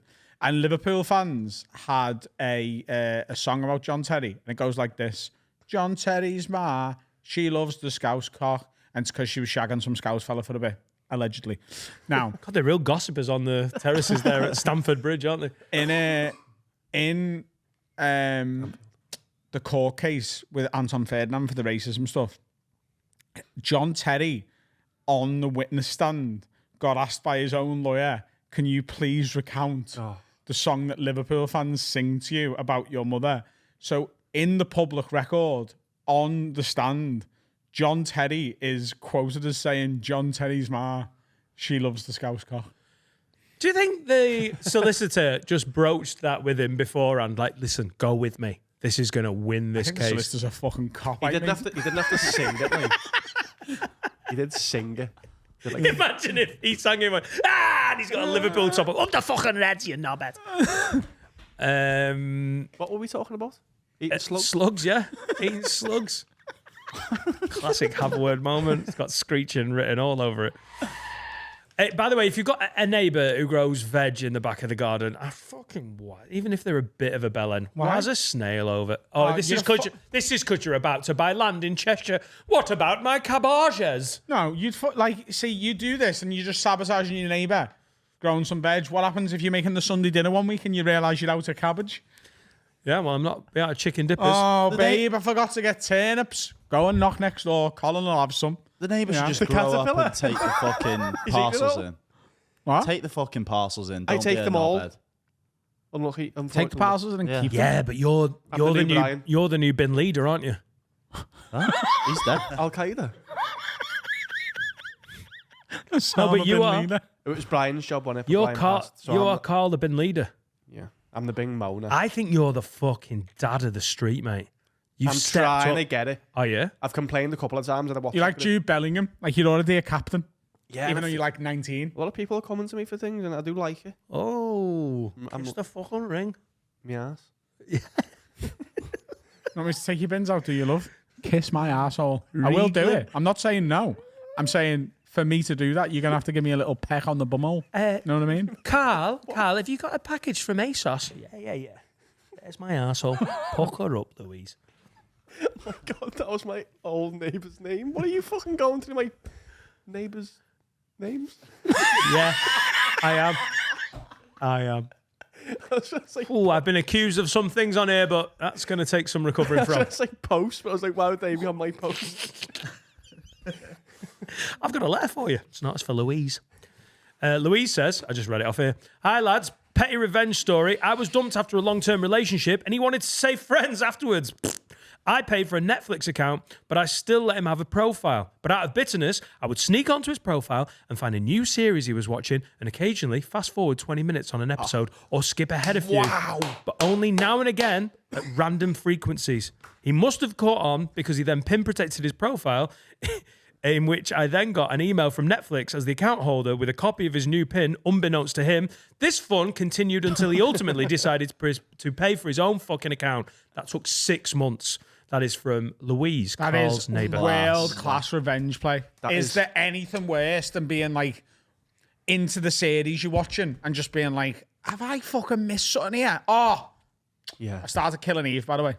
Oh, Jodie Comer's Yeah, insane. the first series is unreal. The first series is it's pinnacle. Yeah. Like, Is it really? Yeah. Yeah, So yeah. I've watched 2 episodes, but Oh, I already love it. oh, it's Yeah. fucking insane. That's Phoebe Waller-Bridge. That's the girl who wrote Fleabag. It's mad that Jodie Comer does such a good job of playing a Russian, but she is so obviously Scouse. Do you think? She looks Scouse. Her face is so She Scouse. looks Russian. No, like I you- think she's this is what a this woman. is genuinely you are so sort of honorary Scouse because of this podcast and you're here so often. This is But the- premier level. the like telepathy that Scousers have, where like do you know what, I'll do this when I'm away next week in Tenerife. There will be a day where I'm on the strip or somewhere and I will see someone and go, they're Scouse them. And I will get my phone out and I will record myself walking over to them and asking where they're from. There is just so, it sounds like I believe in fairies, but Scousers just know who the Scousers are from just something in their head. And Jodie Comer is a Scouser, and you can see it even when she's doing the Russian accent. Well, I was blown away when I found out she was Scouse. Like If I didn't know she was Scouse, I'd know. I think she's my. We played that Mad. game. We played that game in the church before the Anfield, didn't we? Yeah. And most people are Norwegian. She's in my hall pass. Jodie Comer Is as she? like one of the more attainable ones. Do you think? Well, she's Scouse, isn't she? So just If I could girl. pick anyone, if I was She allowed only one, fucks Scousers. if I was allowed any one hall pass, for me, it'd be Florence Pugh, just because I feel it's more realistic. Oh yeah, Florence Pugh, friend of Louise. Natasha says. Natasha says. I was in a relationship with my ex for That's 3 good. years. Don't be in a relationship with your ex for 3 years. You crazy bit. I was in a relationship with my ex for 3 years and used to work for him. Oh, yeah, on the dick. He had his own landscaping business and used to make YouTube videos as a side hustle. He made a couple of £100 off the videos each month. I filmed the videos, edited, and ran his YouTube channel. I found out he cheated on me 2 weeks after our 3-year anniversary. Shit. So I deleted all his highest earning videos. I don't care about being anonymous. He knows I did it, and I have no regrets. Now, the thing is, Natasha, you have struck a chord there with me, because that is an evil that is too close to home for me. Yeah, but if you'd done something horrific, Yeah. like If Laura you reap what you sow. If Laura came after my Insta, oh, there would be revenge from me. what if she was making it better? What do you mean? She's just posting better things. Yeah. Everyone wants to see fucking, this is my house. Is that Laura's Instagram? Listen, if we get our FYPs out together, it's an embarrassment. Mine is basically Pornhub with some 90s Formula One, which you know I'm obsessed with. And hers is like, oh my God, look at that. A cupboard. Look at where I've put that plant near a cupboard. Have you thought about using plants near cupboards? And there's another one. And another one. It's just a wall of dross. There's no tits anywhere. Do you follow Laura on Instagram? Yeah. You don't know that for sure, do you? It's just right. He's so weird with social media. Took him like fucking 3 years to follow Finn. Do you follow Harry yet? No. You don't follow Harry yet? All right. Does he follow you? Oh wow! Right. I'm doing it. You don't follow Laura? You're following your wife. Robo Harry. There you go. Still not following his You wife. happy? That's a disgrace. I don't want to see any cupboards or plants near cupboards. Cupboard love. Let me just check on my wife. The big piece of chicken. I must follow her. Chicken legs. Chicken legs in it. I like chicken Oh, legs. thank fuck for that. What? I am following her. Jesus Go Christ. on like a random picture from when you weren't together. Just do it for the fucking banter. I don't when think you she had get home. Instagram back then. What do you Oh, mean? you've been together. What do you mean she's going to go, oh my God, he's trying to fuck me? Yeah. Constantly. I can like any picture. Oh, wow. Her first ever post. Go and like it. Comment yourself. Good. Let's have a look. Couples do look alike. Comment that and go, fuck me, girl. Whoa. When are you going on holiday? Brum, brum. Well, there you go. I can't remember what we were talking about. Someone been deleting YouTube videos. Yeah, fuck that. Don't do that. Don't do that. That's nasty. Let's have a break. Oh, hey! Didn't see you there. There you are. It's my favourite sponsor time now. It's NordVPN. Well, Dan, if they're your favourite sponsor, you, my friend, must know exactly what a VPN is. No, because you've never explained what it is. I feel like I've done this for a very consistent amount of time Well, now. I choose to forget. Here's what a VPN is. It's a way to up your internet security whilst also tricking your laptop, computer, or whatever device you use into tricking you out anywhere on the planet. You can take a little digital holiday to Botswana if you like, mate. Yeah? You want to go to New Zealand? Don't get on a plane. Get a VPN. Tell your laptop you're in New Zealand, and you just have to believe it. If you can dream it, you can believe it, and that means you can achieve it. And if you go to nordvpn.com/haveaword and sign up for 2 years, you'll get 4 extra months free. That's nordvpn.com/haveaword. And here's the thing. You get loads of stuff with this. There's stuff that's on Netflix in different countries that aren't in this country, you know what I mean? Just tell your laptop you're in Nigeria. Get a bit of Nigerian film in your life, you know what I mean? Oh, yeah. Can't wait to watch Disney Plus from Greenland. NordVPN. .com/haveaword. Super. 4 months free. And you sign up for 24 months. Do it. Welcome back. Justin Moorhouse. Hey, hello everybody. I think you might have been our second ever guest. Second ever guest, yeah. All right, who's the first? Paul. Paul, yeah. Second ever guest. And it's Yeah. taken this long to invite me back. I wasn't even Absolutely. here. I wasn't here then. That's mental. Oh, my God, it was, yeah. August 2020. Just used Yeah, it. it was. the three of us. Yeah. It was in the darkest recesses. In a cupboard. were in there. Bangkok. He wasn't. He wasn't. He was in Japan. I did not. He started the next week. Yeah. Yeah. I was. He refused to work with Justin. I'll tell you. He said, I stayed in Japan a week long. he said that Phoenix Nights is shite, and I remember him from that. And I'm I not first fucking met doing you it. when. Well, I met you before you went, I think, with Adam. But then I met you because Freddie was doing one in Runcorn as well, when he at the time. Yeah. And then you was there. Yeah. I wouldn't never say about Phoenix Nights, by the way. Love it. Just saying. I don't mind. I it know, doesn't matter. I know, Honestly. but I'm not letting it be slammed. Do you know what? I spent 20 years people asking me about Phoenix Nights, and I'm not asked because I used to work on the radio, and you get somebody who's in Emmerdale and they're doing Run for Your Wife at Bolton Octagon. Before the Shirelles is finished, they go, by the way, I don't want to talk about Emmerdale. You think, what? Why the fuck do you think you're here? no one's asked about you doing your play. You're here because you're a bit of a name, so I don't mind talking about it. People ask you all the time. Oh, It's also mad, like when musicians hate their best song, not their best song, but like the Refuse one to that, play it, yeah, the yeah. one that gets like the biggest reaction. Musicians like, I don't like playing that anymore because it made me all my money, and it's the reason everyone's here. So I'm just not playing it. And then conversely, the guy who plays it 4 times in a set. That's also like... Who does that? Who doesn't play it? I know Paramore didn't play Misery Business, but did in UK. Is anybody who doesn't loads. play their big Radiohead refused to play Creep for Yeah. years because it was their big international hit. Yeah. But that's the thing with Justin. You've We'll all had a do my big great hits. career, though, haven't you? But you've had a great career where you've fucking nailed it with other stuff. If you are only famous for one thing and then everything else has been a bit dog shit, it must be just constantly annoying to be like, hey, remember that good thing you're in? Done everything there is to do, by the way. Like everything, literally everything. McIntyre's Roadshow, Apollo, QI, all the big. He's done Real Countdown in Dictionary Corner. Did you? Yeah, that's cool. Real Countdown. Well, twice. Got a 9-letter word that even Susie Dent didn't get. What was it? Oh, that's a win. Yeah, dynasties. What? Dynasties. Did you? Yeah. Yeah. I would die there and then. It was one of the greatest moments of my life. And she just turned to me and she just went, well done. And I went, Carl Shags. Thesaurus. I would remember that forever. she's amazing. She's so good. Do you know, like when it goes, doo-doo, doo-doo, and she's like that, going like that, and you think, oh, she knows the words. She's literally doing a gas bill. She's online. She's online doing a Facebook and all. Genuinely, she's on there going like that. Oh, my daughters. Isn't the producer of that a former champion? Yeah, Damien, yeah. And Right. he's like idiots. So who won't about apparently it. they all play it. Yeah. Like they're actually all playing the game. They ask you, right, when you go on, they go, do you want an earpiece? And you go, what? And they go, so we can give you the words. And I go, no, I want to play the game. I'd want to play the game. Because they can go in your ear and go, it's that for 7. Whisper it in your ear. And I go, no, I'd rather just play it. I wonder who's taken that. Most. I'll tell you. Most. I used to watch it every day when I got home from school, and I used to love it. And the maths one as well. Did you really plus one on it with your dad? What? Did you really plus, or was that a joke? That was a joke I did. Yeah. I forgot about that. I used to do a bit about my dad. I'd get home from school, my dad would be having a nap, and I'd set the clock back an hour. And when my dad woke up, I'd put countdown on +1 and just like blitz every round.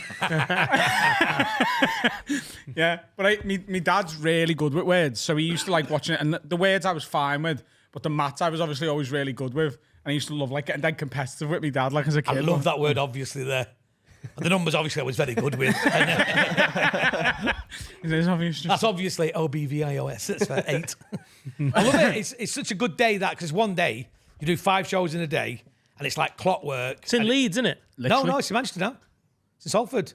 Moved over a few years ago. Did it used to? I'm sure it used to be a Leeds thing, didn't it? So ITV Yorkshire used to be made that, where they make Emmerdale. Don't want to talk about that. Don't want to talk about what's in there. But now, it's in Salford at Dock 10. And it's Colin Murray who hosts it now. And he's just like, he loves it. So there's a real enthusiasm. Before it was Anne Robinson. She was, have you seen when she was doing it? The last one I saw was it Jeff Stalin? Was he? Yeah, he did it for he did it for a bit. And the guy from The Apprentice was doing it for a while. Nick Dempsey, not Nick Dempsey. Who's the OG? Was it Des Lynam? No, he has done it. He has done it. Yeah, I knew it. Yeah. I see, fucking laughing at me. Richard Whiteley. That's who I'm thinking of. Twice nightly. Twice nightly Whiteley, because he used to do the news, didn't he? And he did the news in Yorkshire. He was like our kind of, what's he called? Did they have warm? I'm sure someone told me used to have a Jonathan Mayer was doing warm up for that for a while. Lou did it for ages, but they haven't got an audience since COVID. Right. I don't think it needs an audience, except when they go, has anybody not got the conundrum? They used to turn it on the crowd, didn't they? I'd love to see Jonathan Mayer, by the way, in an audience and nanas say the words, I can feel a bisexual coming on. With 3 old women on the front row. Could we tone it down, Jonathan? Have you ever done warm-up? Yeah. Got one, didn't you? I did. I remember. Gokwan's. Sounds like I'm taking the piss, doesn't it? Gokwan's dressing for summer. And I tell you this. What I learned is it's all about the confidence. Because he fucking reiterated that a fair few times. That's the one where the producer. You leaving an agent because of warm-up. Yeah? Ooh. Yeah. Oh, shit. Oh. Well, I've only ever had one agent, so I know where this is going. I remember your agent just going, you're going doing this, and you're just like, this is not where, so we do not want to talk about that. I know, it's funny. No, it was funny. It was funny. And you said, what do you think about this? And I went, you shouldn't be doing that, mate. The best warmer ever did was for John Bishop when I think you were on it. Do you remember? Only Joking on Sky One. It was the Only Joking. I'm sure you did. No, I didn't do it, no. I was a programme associate, I think. Mick was on it, but he was usually his warm-up. Yeah. So I got Monday, Tuesday, Wednesday. For whatever reason, there was a break on Thursday. And it went so well, I got a phone call on the Thursday. That agent, Lee, got a phone call on Thursday going, hey, we're going to stick him on. Yeah. And that was amazing.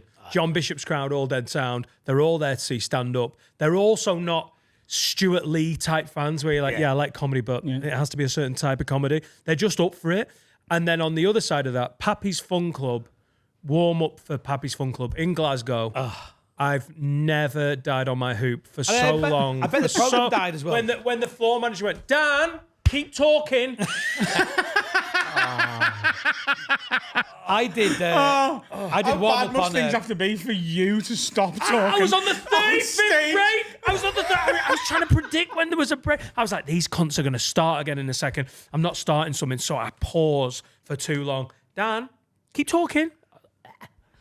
I've done a few, and I've done quite a few in the 10 years ago. I was trying to write. I wrote sitcom for Radio 4, 2 seasons on Radio 4, and then we got the. We think this could be on BBC One, and I was thinking all the time, I don't think so, because it's me. Because you never think it's going to be. You know what I mean? Yeah. So we wrote this sitcom for BBC One, and we had Maureen Lipman in it. We had Patrick Ballady out of The Office. You know, the guy from The Office who plays the manager of the Swindon branch. You know, really good fun. We made this sitcom. We really loved it, and. We knew it wasn't going to get commissioned when the commission editor left before we performed. So I'd done all these warm-ups. I've been on these different shows. I got sacked off Porridge. After one episode, I got paid off for the series. Why? You were on Porridge? No, when Porridge came was the back. warm-up. Not the original. How old do you think I am? I'm not a hip replacement, but I'm not fucking old. I used to be Charlie Chapman's opener. But the Charlie Chapman. Great player. Great player. I think he played for Tottenham in the 60s.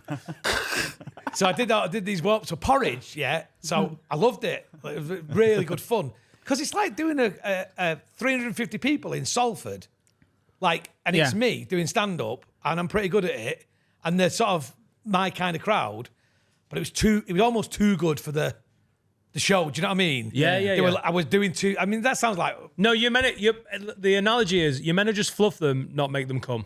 yeah. And it's not. You can't help it. I can't help it. There's jizz everywhere. It's a Justin show. You know, it's like the Millie thing can't about, be that close to humble brags, by the way. but it's that thing about our game, isn't it? Is that I hate that kind of. I think when you're on a mixed lineup, on a comedy lineup, and the club, everyone's got to go and smash it. Yeah. I love it. People used to go, "Oh, I'll never follow Terry Olsen. Oh, I could never go on after Adam Rowe." Everything. I'd say it's fucking great because they lift it up there, and you've got to get up there, and that's how you'd approach every gig. So I wouldn't do it. You've had that as a compare, though. Like, people used to, I don't know how aware you are of it, but like, there was the sort of a attitude towards like the compare shouldn't do that well at clubs. Yeah. Paul Smith used to get it loads. This Yeah. is long before he became Paul Smith. Like, I'm talking when we were in like the Crown pub. Paul used to do like bits in the middle. Yeah. And like there'd be comics who were getting, they were sort of like newer acts getting like 30 and 50 quid and whatever. And they just couldn't follow him. People were like, he shouldn't be doing that well compare. And it's like, that's absolutely not his responsibility. No. It's your responsibility to follow it. Never seen a And- great comic whinge about that. No. Totally. But it's the only thing I've ever heard anyone be critical of your compare is that it was too funny. And that there's other compares who don't. I've heard other. Like that other people like are better compares because they don't smash it as much, but they set the room up. It's They're not but they make the night. Do you know what I mean? I hate this phrase when they go, he's not even done the rules. What do you mean the rules? He's made people laugh and he's got the audience. Your job is to warm up, isn't it? Yeah, My favourite one I did. So I did Citizen Khan. Do you remember that show? I did the first one. I came home and I went, that show is the funniest thing I've ever seen. I've never seen anything as funny in my life. In the room, and I don't know why people didn't love it as much as it was when it was on television. Hang on, were these the live shows? Yeah. Yeah. No. Or was it the live recording. Oh, right, okay. So it was filmed in front of an audience, and in on the night it was brilliant. But the audience was mixed, so it was a half white audience, half brown audience. So I was having fun with them. By the time of the third week, they're bringing me samosas in and everything. I was like getting right in there, like I was like the Desi warm up. That's what they were calling me. They've accepted you as one of their own there, And I say to the audience, they say, just so you know, I said, don't want this to be weird, but when we do scenes in the mosque, if you could remove your shoes. And all the white people were taking the shoes off. I love it. Justin, this is a compliment, but I don't want it to say like I don't want it to Compliments sound. never start with this is a compliment. I don't want to sound like I'm trying to like paint you as a jack of all trades because you fucking smash, but you are so good at going. This is this crowd. I'm gonna smash it. You can change gear.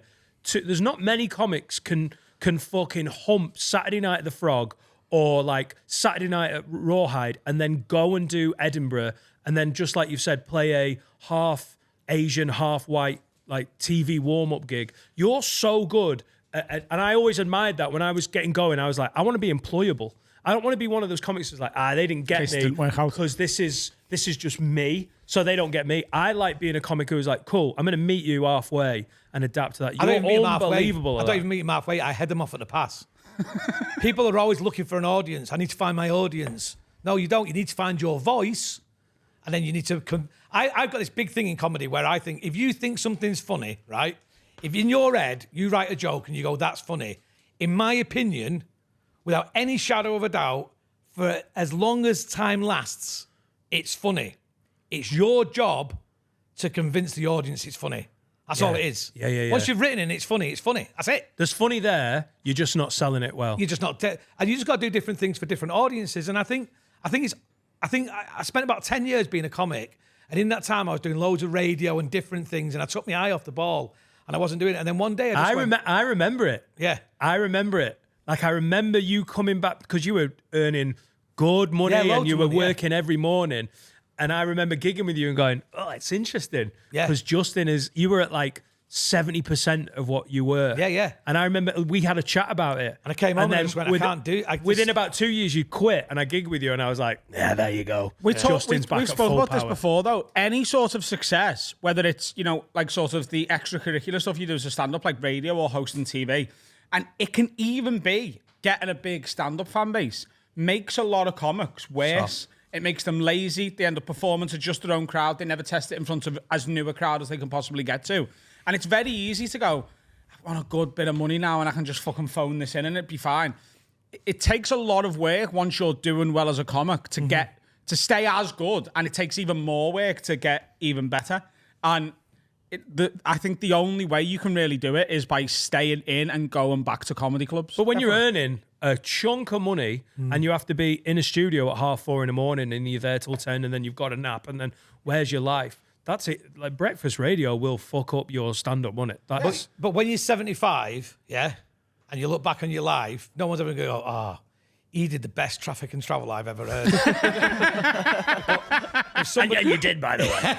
But if somebody goes, like the other day, I saw something, and this is so pathetic, but Cochrane, who's a comic that Alan I admire, Cochrane, retweeted something of mine that I was doing, and he just said, I like Justin stuff. He's one of the most quotable, and I went, I like that. I like that people who I admire think that I'm quotable or I've got those things. And what drives me forward, and I've said this to both of you, and you're at the same position, you two, because I don't know if you know this, people listening and watching this, these are fucking loaded. You have created such fucking ego monsters, right? And it's a good job that you've had people like me go before you made the mistakes and stop doing stand-up, because you're both carrying on doing it, aren't you? Oh, because you love it. I'm obsessed with it. Like, I stopped touring a month ago, like 5 weeks ago now. And we were in London last week for some filming for this. Did you manage 3 weeks off? Yeah, 3 weeks off. We had the nights free. So I just popped into a couple of the comedy clubs and did 10. And then this weekend, I was just off. Like, been doing this all week. I go away next week for like a proper holiday. And I just had this weekend off. I was like, I don't know what I'm going to do. And then Simon from the Comedy Store sent an email blast out going, we need someone for the weekend. And I was like, I'm just going to fucking go and I start didn't get again. it. That's why I didn't get it, Simon. So I went to Tokyo with Joel Dommett before he was famous, and we did some gigs. Like, That's an Arctic Monkeys song. Literally turns him. That's an Arctic Monkeys song, isn't it?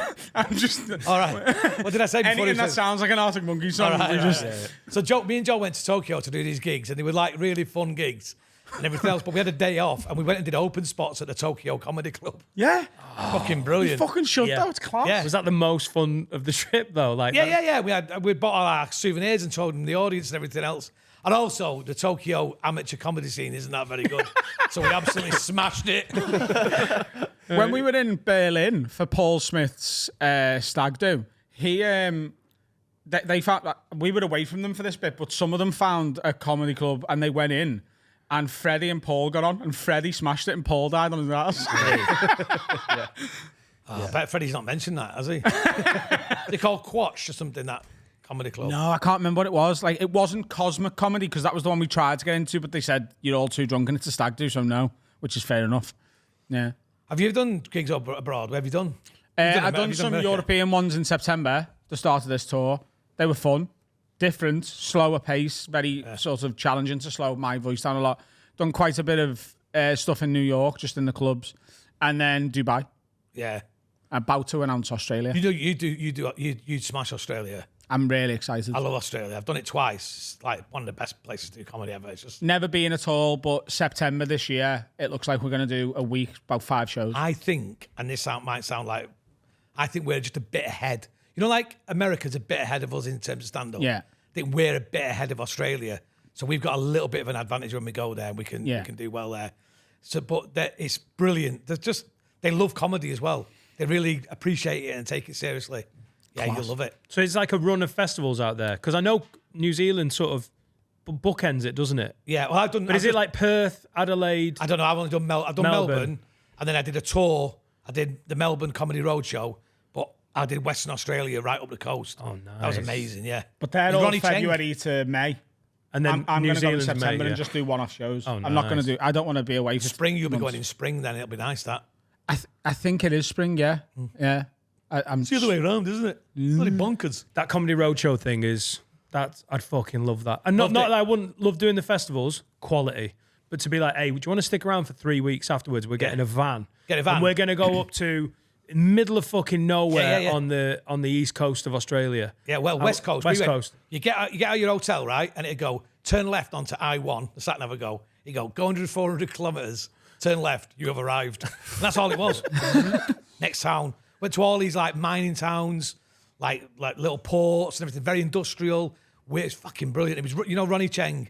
Yeah. He was on the tour with us. Oh, wow. And Nicky Britton and me and Dave Callan and God, I forgot his name, Australian guy. He doesn't come over here very often. Forgot his name. Oh, that's going to look shit when this comes out, innit? But when people go, oh, I'm on tour, like I remember hearing that going, it must be cool. Must be like the bus in Almost Famous. Yeah. And actually, it's just, gigs, innit? Like, I you're learned like, yeah, you do go on the road a little bit. So if you're doing like Cardiff and Bristol, Yeah. but that's just like it was on the circuit. Yeah. Do you think that when you're on tour, like I bet people say to you, don't they, Adam? They go, "Oh, I bet you're knackered out. You've been on tour for so long." You go, "It's probably easier than doing what I normally do because I've planned. I'm going to go there, and then come home. I'm going to go there and then come home." But when you, I did find it easier doing club weekends where you're in sort of Birmingham for 3 days and you're not checking in and out of hotels and you've got a base for 3 days. I did find that a little bit easier than Birmingham, Nottingham, Leicester, somewhere else, and then Sound check at home. tea time as well. And constant sound checks. So the tour we've just done was do you do a class. sound check? Jack done a lot of them for me. But What do you do in a sound check when you stand? I don't even know what to do. I've been doing this 25 years. Got to practice the intro and outro, otherwise someone's like, well, I'll just keep hitting buttons until I don't know. And genuinely, they go, and I go, hello, hello, hello. Sounds good to me. And they go, yeah, sounds good to me. And I go, glad I got here an hour and a half fucking earlier. On the tour, I had like a specific walk on and walk off, but it's literally, could you just fade that out, pause it, and then slide it back up? Right. And most places were fine at it. About 20% were just like, that's dead simple, like it should be for everyone. Some of the places, it's like you were asking them to do like rhythmic gymnastics. They're like, I've just never done this before. It took an hour and a half to practice that walk on in Glasgow, and we had to open the venue like because someone just couldn't work the sound desk. It was absolutely insane. But yeah, I'd love a minibus and then just go That's what I like the wanted for north this coast of Scotland or something. Last Just got like do what? Do you remember what Billy Connolly used to do on a trike? Yeah. When he'd be like, I'm gonna go on a road trip to the fucking middle of nowhere. So he's turning up in little towns and villages, and they're like, class. Yeah. I would love to take three or She's four doing of that. us. She's doing that in Ireland, just going to every small little village. Who's that? John Bishop. He told me the other day. So cool. He said he was doing like Drumdridi Village Hall or something like Drogheda. something the smallest place, southwest of Oh Ireland. right, okay, sorry. And he said he said he got a phone call from Liverpool saying could he host the thing at Arena for Jurgen Klopp to do the thing, and he phoned the Village Hall. And he went, "Is it all right if I rearrange?" And the bloke went, he goes, "Yeah, we'll sort it." And John goes, "Do we need to do anything?" He goes, "No, I'll just tell everybody." He couldn't do it on Tuesday because he got yoga, but he could get in the next Wednesday. that's absolutely. Last tour I did, I started off on I got a camper van. Got a camper van and I was doing it all. And then after about 4 days, realised it's pointless. Because you can't, you go on camping sites, you can't drive it on and off after like 9 o'clock because you're disturbing everybody. Oh, so you have to. So the only time you have to I get an slept in Uber it- from a fucking campsite, Slept in a car park in Aberdeen, which was horrible. and that's you. Dom. Having a pee in a kind of McDonald's cup. And then I slept in, do you know, have you ever done Maidenhead, Northern Farm? Yeah. That was great there. Slept in their car park. That was But then after that, I just binned it off, premiered it. Well, Just on your own in a camper van. Yeah. Yes. It's not as fun, is it? It just it's a bit looks bad. like post-divorce breakdown. Like, I'm doing just gigs in realised- Aberdeen. I'm fine. I just realised that now. That is exactly what it is. Yeah. The foreign gigs, the idea of doing that. Like we've got plans for next year with doing a package show and what? and like we've got some Good question. A package show. Oh God, Yeah. I thought you had gone really, really yeah. racist. with Ishan. And Jesus Christ! Honestly, I genuinely, this is not me trying to make a joke. I just thought, is he being like dead, like brave and like? Do you know what's say really something funny? weird? this is a callback. Every single time he says the word package, we all do exactly what you've just done, but we're actually joking. But you've just done it and actually meant Sounded it. I really need to change how I'm saying package. Yeah, because you You package. say pack dead loud and then you throw the rest of it away. Yeah, You go package. yeah. You're too smooth at the end. It needs to be. Yeah.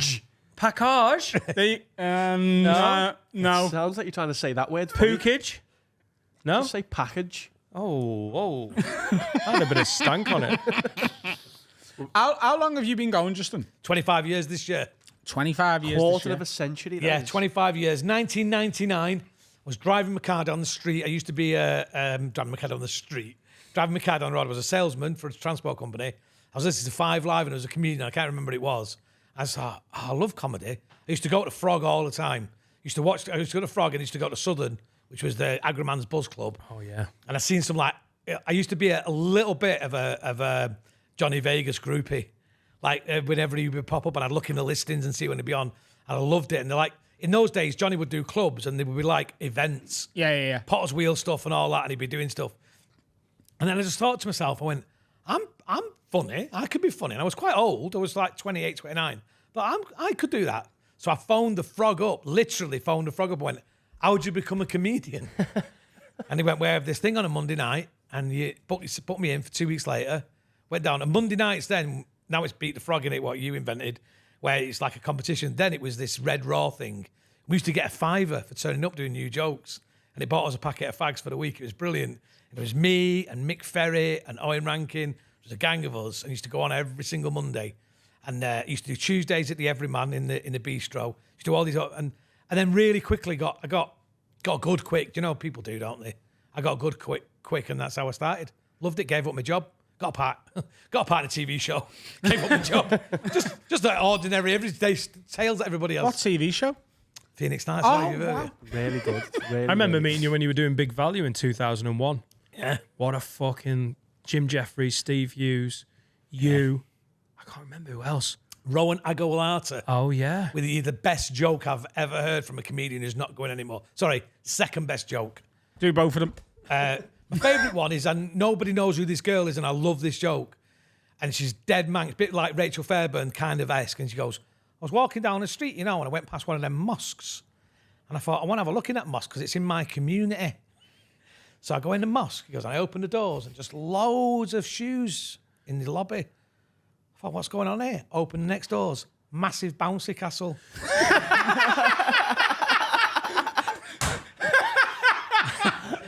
And that was an open spot I saw about 20 years ago, and I don't know who it was, but it's absolutely brilliant. I love that joke so much. And Rowan's was a Cyclops and a unicorn meet. There's an accident waiting to happen. Rohan Agalawata. Yeah. There's a fucking Yeah, and Jim name I'm not Jeffries, a- who he was on, and Don Ward from the Comedy Store came in to see us to watch the show, and he absolutely shit himself. He hated it. He just crumbled because he wanted to get in at the store. Jim Jeffries wanted to get in at the store. The fear Don to this day strikes Yeah. into people is... And he knows it's it. class. And he likes It's it. horrible, loves isn't it? It is horrible. You heard that story about the American guy goes in the Comedy Store and he goes, I'm going to fucking smash this place up. I'm going to fucking rip the fucking roof off this place. And he goes on and he does all right. Don walks back in the dressing room and goes, see, we don't have to get the builders in. Or the comic, have you ever done the Comedy Store when there's a comic doing a Thursday night and they're like an established comic, but they're just doing a Thursday because they've not been in. Yeah, they're just for getting their ages. first look. They're getting a second chance. Oh, right, okay. That's all. Have you ever seen that? Can you imagine that? Okay, we've stopped using you, but here's your second chance. They're doing a Thursday. 5 years later. Hey, John, come on. I used to have some great times here in the late 90s. And he goes back in and this comic goes on. And apparently he'd been slagging the club off and Don off and all that. And Don had got wind of it. And so they said to him, do you not want him to do it? He goes, no. Bring him along. And he goes on and he smashes the gig. Don goes, very good, Dad, very good. Not seen your phrase. Very, very, very good. And he goes, have you got your diary? And he goes, yeah, he gets his diary. Don takes him, puts him in the bin. He goes, you won't be needing that tonight. It's fucking ice. Horrible. He said to Pete Otway, didn't he, this is the Premier League of comedy and you're a conference player. And that was after his, 7th open spot. He said to Mick Ferry the first time he did it, stop talking to the audience, we've got enough compares. Wow. Yeah, but then Mick, but I don't know. I think it's a rite of passage, isn't it, I suppose? You want to impress him, I don't know. He showed me his diary and asked me who I'd replace for the next few weeks. And I didn't even look at it. And I said, anyone who hasn't got a guitar. Did you? And he just laughed. I love that. Sorry, who would I replace on the board? And people have gone, him. That person said, Justin. Shit. He's got a radio shop. What's he even here for? I'm 14 years today. Oh, happy Oh, birthday. yeah, happy Yeah. birthday, mate. 27th Sunday, the 27th of June, 2010 was my Since first gig. Lampard scored that goal that didn't go in. Can I tell you the first time I ever heard of you?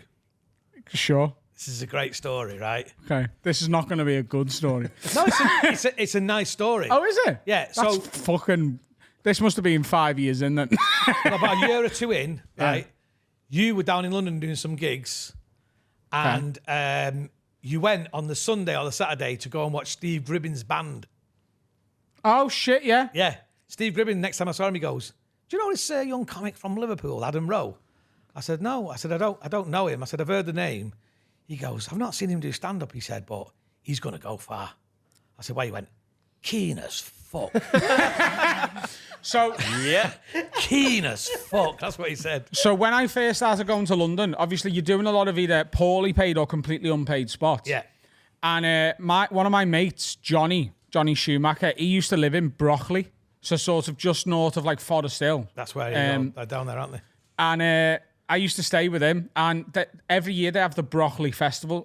I loved Brockley. It was really rough, but it like reminded me of home. It's like the right kind of rough where it's like people will fucking punch your head in, but only if you're doing something wrong. Do you know what I mean? Yeah, that's nice. That sort of place. And It's the Britain we all want. Come July the 4th. and Cuba. I was staying with Johnny, and he's like, "Oh, the Brockley Festival's on this weekend. You should go and have a look at some of the stuff." And I knew who Steve Gribbin was because, you know, as well as doing gigs, I'd sort of started reading up on people and looking at lineups on the store and Rawhide and whatever at the time. And You're super keen. Oh, totally. Yeah. And I get Keen to as fuck. I get to this Brockley Festival, and Steve Gribbin and his band are just playing, and I was like, "That's fucking Steve Gribbin." And then he stops and he's doing like the sort of intro to the next song, and he's got like his softened Scouse accent. It's fucking Steve Gribbin. So when they took a break, I went over and introduced myself and just like said hello, and that's where I met Steve. Yeah, that's so Did mad. you say I'm a comedian? I think I said I'm down here doing gigs. I'm doing like open spot. I think I was down there to do an open spot for jonglers, maybe. Yeah. I was like, I'm doing an open spot for jonglers, like, maybe I was even doing 5 or 10 at the store. I don't know, but That's what he said. He wasn't. I told you it was a good story. He wasn't uncomplimentary. It was a very, it was a complimentary thing. I mean, there are many other stories of what people said about you that would be horrible, but you know them I know all of them. Yeah, because you win them. yeah, I'm in them. They happened, and do you know what? Yeah, a young if you Adam just see it Rowe. from my perspective, I was always sound. A young Adam Rowe could never be accused of not fucking trying. No. You were on it early, pushing. It's like I have everything, isn't it? It's like, I like this thing, so I want to be good at it, and I'm focusing on nothing else until There's nothing wrong. Do you know? There's nothing wrong with that at all. There's nothing wrong with that at all. It's just that you were young and hungry and vicious, and I think sometimes it comes across when people are complacent as being not arrogant but a bit cocky. But that's what you are. And Totally, and I always saw it as like the only people who ever seemed bothered by it properly were people who didn't have that in them. And I think they were sort of being like, "Oh, you can't do that. You can't promote yourself like that because I'm not doing that, and you're gonna jump ahead of me. That's not okay." Yeah. And then the people who like, I always posted me gigs from doing open spots. I'd like tweet or put on Facebook like, "Here's me gigs for the next 2 weeks," and people would be like, "Who gives a fuck, mate? You're doing 5 and 10 minutes," and I was like, "Doesn't fucking matter to me." though. And now it's the norm. It's the norm, and people who used to slag it off are now like, "How do I do this?" I don't Suck me, Gucci. People used to slag you off if you retweeted praise. Yeah. And then Sarah Milker said to me, she went, if someone unfollows you on Twitter because you've tweeted that you've had a good gig and people liked it, she went, they were never going to come and see you anyway. Fuck Yeah. them. Don't matter. They're not real people. I used to be dead close with Danny Mac. One time I retweeted praise. He messaged me to go, are we retweeting praise? Are we? I was like, fucking hell, I'm getting policed by Danny Mac. And now We all get policed by Danny I know, Mac. but the culture's changed. Now even Danny goes, oh yeah, you've got to self-promote. Yeah, you've got to. I did a new material last night in Hot Water, and there was a kid who just How'd it go? smashed it, mate. all of it. Not every single last syllable. And they would run out. I was trying to drive home, and they were throwing themselves on the car, like they were trying to leave a warrant so I couldn't. Was it come back? Was it a half Asian crowd though? I know It was a half, just half Asian. My people. But the good thing was, like, they'd done the package right, so they made sure the Asians were on one side and the non-Asians were on the other side. Like a mixed race wedding. How do you like it? Tricky booking. What do you want to talk to me about? Can I talk about my special? You can talk about your special. Yeah, man. Yeah, that's why I'm here. Yeah? I love the candidness. Like, no one's ever done Tell that. us about your special. Filmed, produced by our wonderful Will Hutchby, who is behind the movable camera right there. So, filmed in Prescott Yeah. at the Shakespeare North. Got to which be the is- first stand-up special ever filmed in Prescott. Got to be. I think Russell Kane did, didn't he? Did he? Prick. He didn't do a special. No, he just did some stand-up, didn't he? Oh, Some that clips. doesn't Yeah, count. yeah. No, but it's the first special to be filmed there. It was unbelievable. It was so good. And It's a mock. looks It's like a class. mock-up of the globe. It's a isn't mini it? globe, Yeah. yeah. And it's sort of, you can do it in the round. We sort of did it in the kind of 6/8 of the round. He's very good at what he does, as you know, because you both use him. Show went really good on the night. You'll see clips as they come out. Like, we've got some like bloopers. Yeah. Like, genuinely, completely forgot where I was at one point. Done the show 150 times. Never ever forgot pressure, what I was innit? up to. I had to ask Jim, a support act who's in the audience, Mm-hmm. what do I do next? And he's going, oh, you go here, then you go there. And I went, no, but I've done that there. And he goes, wow, yeah. That's so I got funny. back on track. It's fine. It looks class. It looks really good. The smoke really adds to it as well. It's in such such good focus and stuff. Where is it and what's it called? It's called Stretch and Think, which is the name of the tour show. And it comes out, it's out pretty out now, I suppose, by the time people watch this. This goes on Patreon Saturday. So I think it's out last special's out night. Friday. Yeah. Last night, Yeah, 6 o'clock. It's on YouTube, obviously. Yeah. Free of charge. I just want people to see it, really. I just want, you touched before on, like, I've done quite a lot of stuff, and I have. I've done a film with Ken Loach. I've been in Phoenix Nights. I've been in Corrie. I've done 2 leads at the Royal Exchange. I've done, like, all these really nice things. Vimto advert. Vimto advert. Been to 2 Olympics. You're in the fucking Vimto advert. I was He's the Vimtoad. That is the remember best the thing Vimto? you've ever done. No. Hey up, Suze. Fucking love Vimto. I'm the Vimtoad. Hey up, Suze. What Ken Loach film you? Looking for Eric. Oh, fucking course. Yeah. And Mick. Yeah. Oh, yeah. And the late Greg Cook. And Des Sharples. And Des Sharples, right? Nice. Do you know Des, Adam? Yeah. Yeah, Des Sharples. He gave me my first ever paid gig. Did he? Are they going about? Thank you very much. Thanks for coming, Adam. He's seen me do an opening 8 at Beat the Frog and was like, I want you to come and do 2 gigs for me. And one was in like the foyer of the Royal Exchange Theatre. Yeah, Comic Effects. And one was... Iguana Bar. Was it Mirth on Iguana. Mondays? Yeah, Mirth on Mondays. So I think they were like 30 quid or something each. Yeah, yeah. And it was the first time I'd ever got money. I was like, fucking right, I'll do that, mate, yeah. Gave I me can my come first- today. Was that your first paid gig? Yeah. My Ever. first paid gig was Excess Malarkey. Round the corner. 35 quid, yeah. But so we're doing this film, right, with Ken Loach, and he's one of the last film directors to film on film. So he uses actual film. Class. So it's rolled and everything else, but he doesn't stop. So you'll be acting and improvise, do a bit of improvising, and he'll walk into the scene and tell you what to do and then walk back out. And it's really kind of strange. But there's a scene where we're all sat in, if you've seen the film, we're all postmen and we're all trying to do some like meditation and mindfulness. And we're all doing this stuff. And he goes, right, it's very important, this scene. And he's giving us all like individual tips, you know, like a football manager before the game. He's going, I want you to go in early there. And Justin, I want you to think about this and that. And he goes, right. And we're all like in a huddle. And he goes, right. Have we got any questions? So Des goes, yes, Ken. And he goes, what is it, Jack? Because he called him his character name because he kept forgetting he was called Des. And he goes, is this, you know, when with this film? He goes, yeah, he goes, is it for the telly or is it for the cinema? And Ken Loach goes, it's for the cinema. And so, like, resets us then, because he's set, you know what I mean? He's reset us. So we go, okay, all right, everybody's reset. This is what we're going to do. You're going to go this way. You think about that. And he can't even look at it. And he goes, get any questions? And he goes, yes, Ken. And he goes, what is it? And he goes, will it be on in every cinema or is it just like Corner House and them arty ones? He goes, I don't know. We've not done the distribution deal yet. But and then we just did the thing.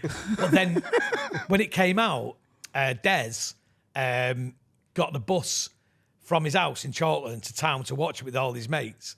But they waited till the bus came back where it had the film advertised on the side. And they all got the bus to watch it. That's Such a class. great, what an experience that was. That was Missed the amazing. film, but they got on the bus they wanted to go on. What did you do in Corrie? I've been in it 3 times now. 3 separate characters. Well, I like to think I sort of like transfer myself into the world. So the first time I delivered a car, Kev was trying to get back with Sally, so he got her a car. Look at a car. Yeah, and that was one scene. Oh, get in. haven't done that in years. Old school. Have a word. I'm currently the voice of Weatherfield FM. So wherever there's a radio on, it's me in the background. That's some career that comes out in this show, innit? So I'm on Weatherfield FM. So like I'll do. I've got a caller here coming in from Weatherfield County, big county fan. What are you saying, Chesney? Little chat. Mad. And then about 10 years ago, this is the connection we have with Les Dennis. I played the landlord of the Flying Horse, which is the what? The Flying Horse. No. Illuminati shit, there's. Les Dennis worked in the Flying Horse. Is that true? No, I was the landlord of the No, Flying but why Horse. was Les involved? With the horse, I don't know. Oh, I thought Les, because Les has been in Coddy, hasn't he? Yeah. Right. That Unbelievable. is serendipity. Yeah. Yeah? Yeah, it And is. it's absolute finest. And you're the Vim Toad. That's unbelievable. Yeah, so I played the landlord of the Flying Horse, and we challenged the Rovers cricket team to a cricket match, and what was up for grabs was my classic Space Invaders machine, and what I wanted from them if I was one was Betty's hot pot recipe. Did you win? Spoilers, in case anyone's not caught up yet. No, Imagine if we got an email. Wow, great. yeah, we lost. Oh, but the best thing was, right? The best thing was, in the script, right? It's got this bit where we're doing this thing, and he goes, "Yeah, it should be good in the next bit because he goes, they've got a keen players coming on. Apparently, his mum used to go around the West Indies, and she used to hang around the West Indies cricket team, and some may say she had a dalliance or two with the Master Blaster, which is the name of a very famous Barbadian cricket player." Shagger. And I went to the director. I went, you know, that would mean that one of our players would be mixed race.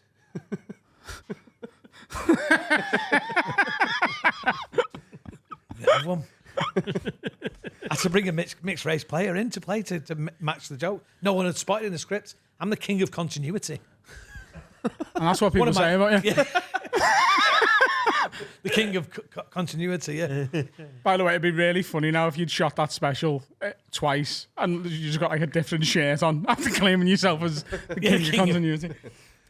Break time. Yeah, go and watch Justin's special. It'll be class. Stretch and Think on YouTube. Lads, do us a favour, yeah? You love us, don't you? You love this podcast. That's why you're listening to it. And especially if you're watching on YouTube, helps us immeasurably. If you go and leave a comment, like, subscribe, and turn the bell on, it sends us through the roof with the algorithm. It costs you absolutely nothing apart from half a second of your life and helps us no end. And you can follow us on socials, can't you, Dan? Dude, yeah, at Have a Word Pod. I nearly said my handle then. At Have a Word Pod. Just give us a follow and comment, and don't just like something. Retweet it, share it, put it on your stories. Just be sound. Yeah, Costs be a- nothing to be nice. Be a good egg. Here we go. Ladies and gentlemen, part 4 of 4. Did it for you, mate. There you go. Oh, right. Let's round this off so I can get to London and celebrate me gigaversary with a gig. Justin, my old friend.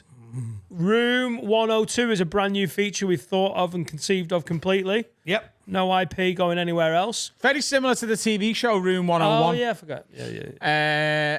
I just feel... They don't own Room 101 though, you know this, don't I you? don't know. You do know this. They cannot own that. No, we Do you know just what Room we went off 101 on is? we went off on a spiral one episode, Justin. And Do you know what Room 101 is? No. Room 101 was the room in 1984 in George Orwell's 1984 where everything that will kill you and the worst of everything is in that room. We're So not they very don't- well read. No. Oh, yeah. I read most of Jamie Carragher's autobiography. Orwell. Yes. Yeah. Most The of it. Big Brother one. What would you like to go in room 102? Well, I've got I every day. There's different ones every day. Currently, at the moment, my bête noire is people telling me what their dreams were, which I appreciate is a kind of well-trodden path.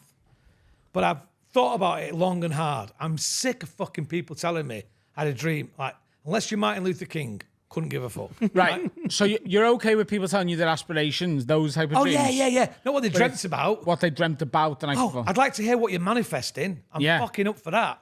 I'd like to hear what you like. I'm manifesting myself an S Club. S Club An S 7. Class Club Mercedes. reunion.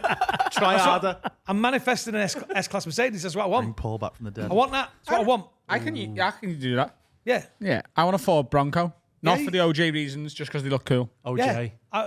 But I'm manifesting that. If so? it's good enough for, it's good enough for what's he called? Noel Edmonds. It's good enough for me. I'm manifesting it. Written down on a piece of paper. But people who say, right? People who go, oh, I had this really weird dream last night. Of course you did. It's a fucking dream. They never, no one goes, I had a really ordinary dream. I went to the shop, I bought an egg custard, and then I had a walk in the park. No. And I'll tell you why these dream stories are boring. Because no one's ever told one second hand.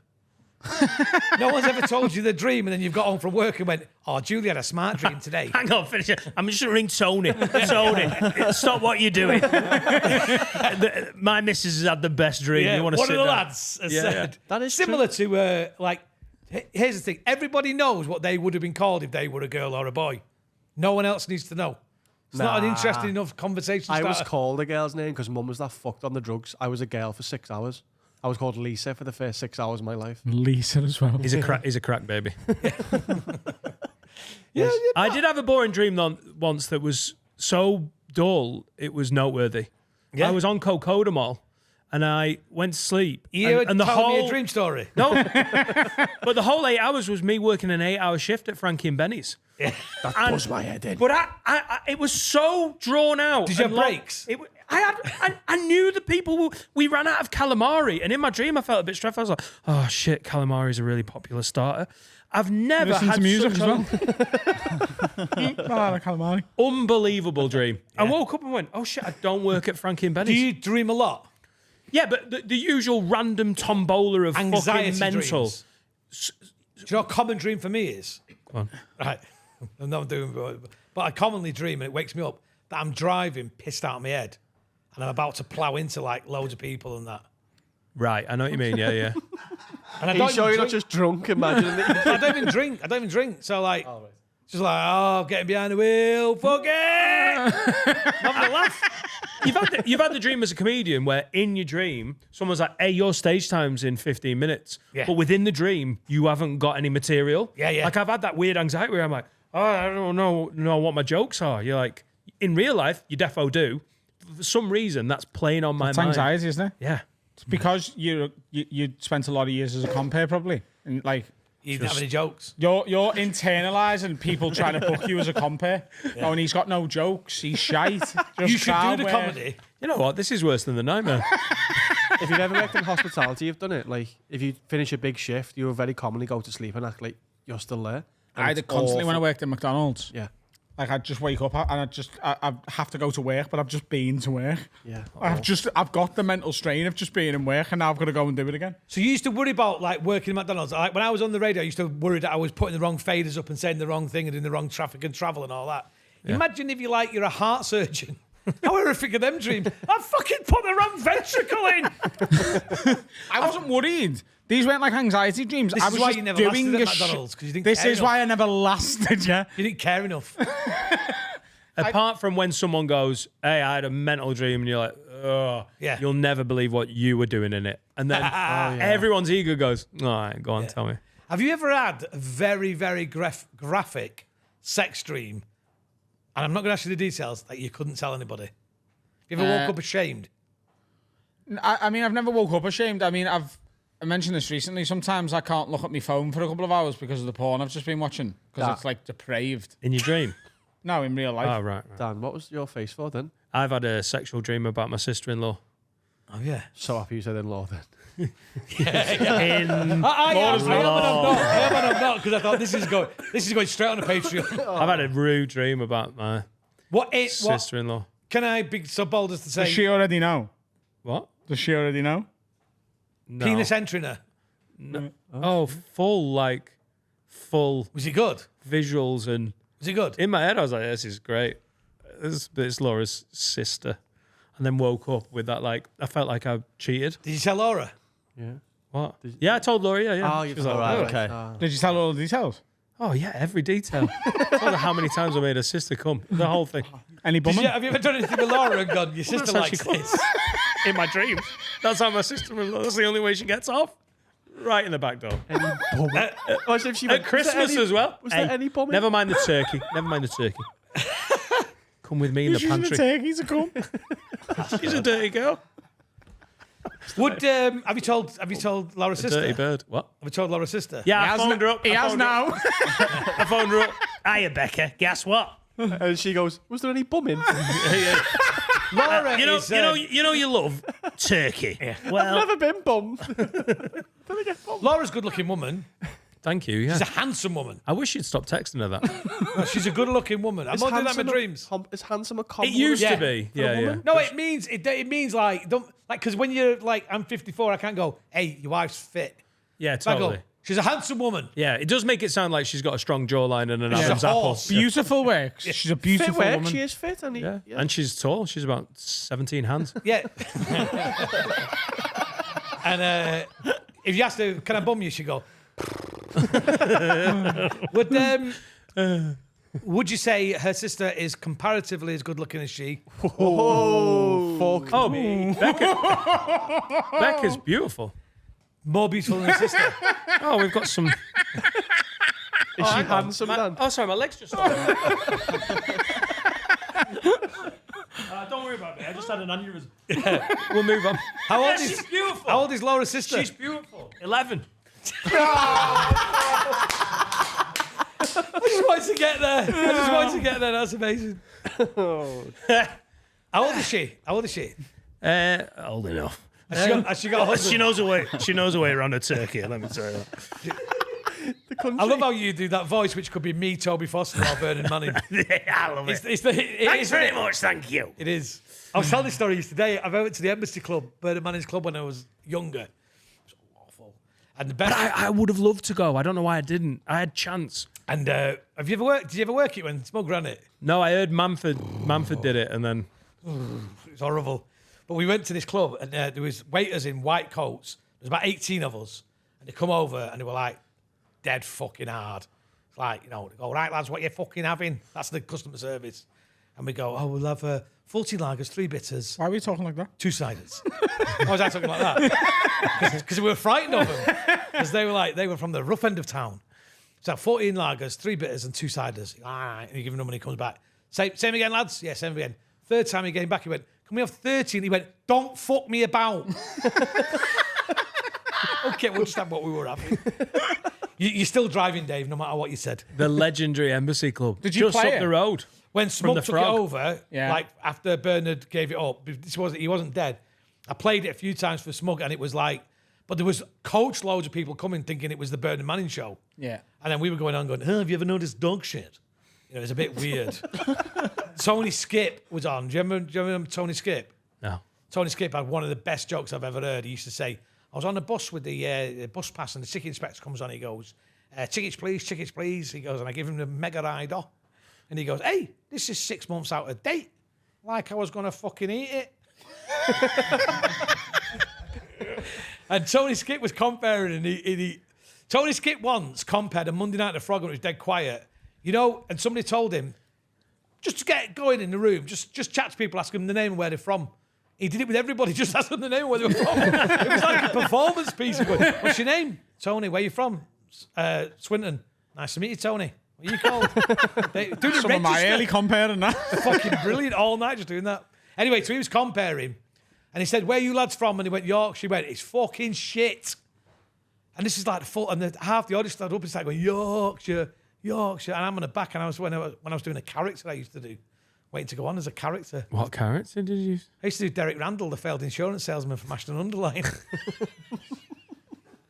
It's a bit on the nose. Because you were a salesman. But I was a failed insurance salesman. Oh, it's very different. The last time I ever did it was when I died on my arse on Millennium Eve at Just the Tonic. And that's when the character went. Yeah. Character went that day. At that time, were you doing Justin and Yeah. that? You done both? So famously, Silky booked me for stamps in Crosby once. I did the whole show. Myself and By the way, It's only you and Tom Binns. I know. by the way, there were Lots in common, you and him. there were a lot more character acts. Both though. worked on the radio. Yeah. And paedophiles. There you go. I couldn't. I'll be honest with you, right? Guess I'd what's rather- getting cut out? No, I don't mind. I'd rather this goes out with me saying I'm a paedophile as long as the stuff goes in about your sister-in-law. I mean, that all I stays would in. never take that out. That is, I know when there's gold been struck. There were a lot more character acts. That's what you said to her. Yeah. Golden I will brown never bird. say that. Did you ever play the Embassy Club? I would have loved to. Genuinely, You're too I busy. don't know why. Bombing women in your head. I was bumming my future sister-in-law in my dreams. It was tough. It was a tough gig, and it was never gonna work. But I like those old rooms. I like them. There's a bit of fucking. Yeah, but I like old- that about the Frog as well, and about that kind of. I remember once doing a gig at Dry Bar, which is like his groovy remember bar it. in Oldham Street, and Alan Anderson put it on, and it was me and a couple of others, and what's he called? Frank Sidebottom. Remember Frank Sidebottom? Do you remember Frank Sidebottom? And Perkins turned up because he was around the corner from his club. Turned up with a big cigar, a camel coat, like the doorman with him and everything else, and he was like having a go at Alan Anderson. He went, I'm the king of handcoats. Right. To which Mick Ferry went, I'm the Duke of Deansgate. And then Owen Rankin killed him by going, I'm Dick Withington. Have you got any more Room 102s? We've had some people send some in. Let's feast on theirs. Ryan Parker says, I'd like to put unsolicited citrus in my drink into Room 102. I didn't ask for a lemony Coke or even worse, an orangey Coke. When they pop it in for you. What about when they do A garnish. It's a garnish, innit? Unspoken garnishes, I get. But I think Unspoken Garnishes are playing Glastonbury this weekend. It's to tell the server what kind of Coke it is. Lime for diet, lemon for. Yeah, but I understand what Ryan means. I don't want. I just want a Diet Coke. So, but it is. So, like, one of the first things I put in Room 102 when we started this was unlisted garnishes. Like, Garnishes. unlisted garnishes. winger. Like, when people put, like, Radish, coriander on your curry and you don't know it's coming. Sorry, was point of order, but I think the plural of garnish is garnish, isn't it? Can somebody look that out? There's, Yeah, Google that. Garnish eye. I think you just say garnish, don't you? Oh, Susie Dent's best mates here. No, it's garnishes. It's garnishes. Shove that in your clock and smoke it. I don't like unlisted garnishes, but now I'm at a stage where I accept that some of them are just like so commonplace and like international law. Like fresh coriander on a curry. If I order a curry now, I just say, do us a favour, no coriander. And internationally, lemon with Coke, lime with Diet Coke is a way to make several drinks, give them to the waiter, not have to make them in front of the waiter, and the waiter can pick them up and know what is what. I didn't know What about that. in Spain where they put orange in the Coke, don't they? Put orange in your Coke. That's just them doing all their What about this then? fucking- If you were talking about unwanted garnish eyes, my other half the other day, she made me my tea, right? I was very grateful for that.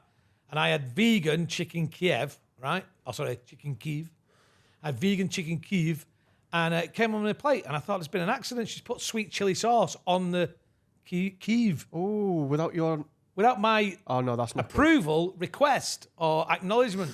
I said, why have you done that? She That went- is chef's honour. No. If I'm making you a meal, I'm making you a meal, and you'll have it how I'm giving you it, and then you can. Who puts like a South Asian like sweet chili sauce on Onto a garlicky. They're They're already European moist dish? as is. I had a Peshwari naan at the weekend with a curry, just not on its own. Honey drizzled. It's not. I don't know. A Peshwari's Honey already on pizza, sweet. by the way, is Oh yeah, one of the Hot best honey. things. Hot honey. Hot honey I on don't- I pizza. don't eat the honey, do I? I'm vegan. Oh, who gives a Even fuck about honey? bees, mate? I'm allergic. You know It's what? not meat, is it? Jeff Innocent once said to me, "You don't have the fucking honey." And I went, "No." He goes, "Why?" He goes, and I just did it just to see what he'd do. And I went, "No, because the bees have been exploited, haven't they?" He went, "Oh, fuck off." That's do bollocks. you know the Jeff Innocent Jason Manford story? Yeah, we've honestly Oh, it's we not retold it to Innocent. Did we? Yeah. I'm not going to talk about fucking Who Greg. you then? What's your name? Jason. Where you from the north? We're going to talk about it tonight then. Greg's the bakers and the funny things your mum says. Have a good one. And Jason goes, pretty much, yeah. Traffic Lid says, Room 102, under beard neck hair that seems to go faster than the speed of light. Yeah. I got my beard and hair done like 5 days ago, and I had to get it done again this morning because my neck just looked fucking horrific. Men with neck beards. Is this Just- this a neck beard? No, just shave your neck. Your beard's on your face. Shave your Right. neck. Oh, well, I have been a bit of a thing at the moment. I love the treatment you get from a Turkish barber. Yeah. I like the ears doing, I like the nose, I like everything being waxed. I love it all. I've not been to John, my barber, who I've been going for 20 years, for about 8 months. I broke up with him and he doesn't know. Oh, You ghosted your barber. I've ghosted him. And I don't know how to broach the subject. Maybe this is how I'm going to do it. maybe he could adapt and he'd be like doing all the Turkish But no, stuff. he's very good and everything. But I've just not. I've been in a different place. We've both been wanting different things. yeah. And I've been getting my haircuts on the road. So I went, and I have to go now and say to the barbers when they do it, I go, number 2 all over, sort the ears and the nose and that bit out. And I went, the beard, trim it, no shape, right? And they're normally they're from Eastern Europe, and they go, no shape.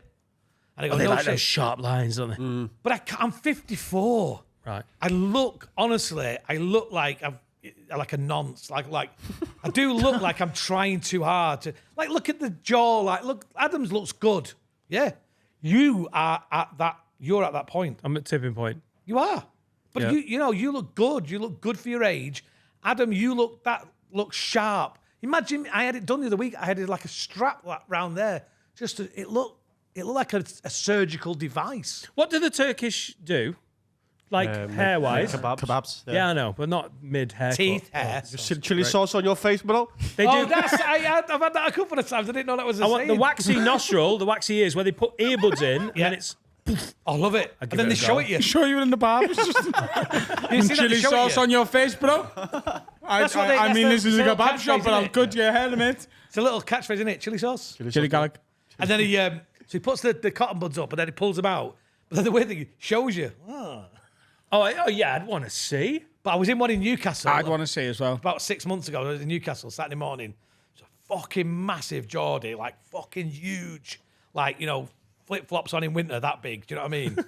Big shorts and flip-flops in winter. You know the kind of big bloke. Yeah. We know one. And he goes, I do know. He goes, Oh, rewind. Did you say Donegal in there? Go on, love it all. please do your Geordie again. he goes, Welsh. Prehistoric man. Right, moved. It's fine. So he comes over and he goes, and his wife was with him. She was dead little, like a little sparrow. Oh, I always think about what that looks like. No, go on. Yeah. But I imagine him like, like if he was an elephant and he's walking through the jungle and she just lived on his shoulder. And she's a little woman like that. And he goes, and she'll have her nose done. Ah. And she literally had her nose done. He had his hair cut and she sat in the chair. And I went, hey, yeah, good job. And then she got up and had it done. The girls get nose hair. They get hair everywhere, apparently. You're too young to know. Mine's getting out of control. Laura's. In Laura's sister, Dream. She have hair. Becca. My God, damn. my ear hair. You know, like the little nubbit. Yeah. What's the nubbit? It's starting to sprout. Like all of a sudden, I look and it's like they're an inch long. You're like, what the fuck is going on there? That can happen in your 50s, though. The first time you go as an adult man and they go on your eyebrows and you do that, you go, well, what are you doing? When you're in your early 20s. That's when it starts then.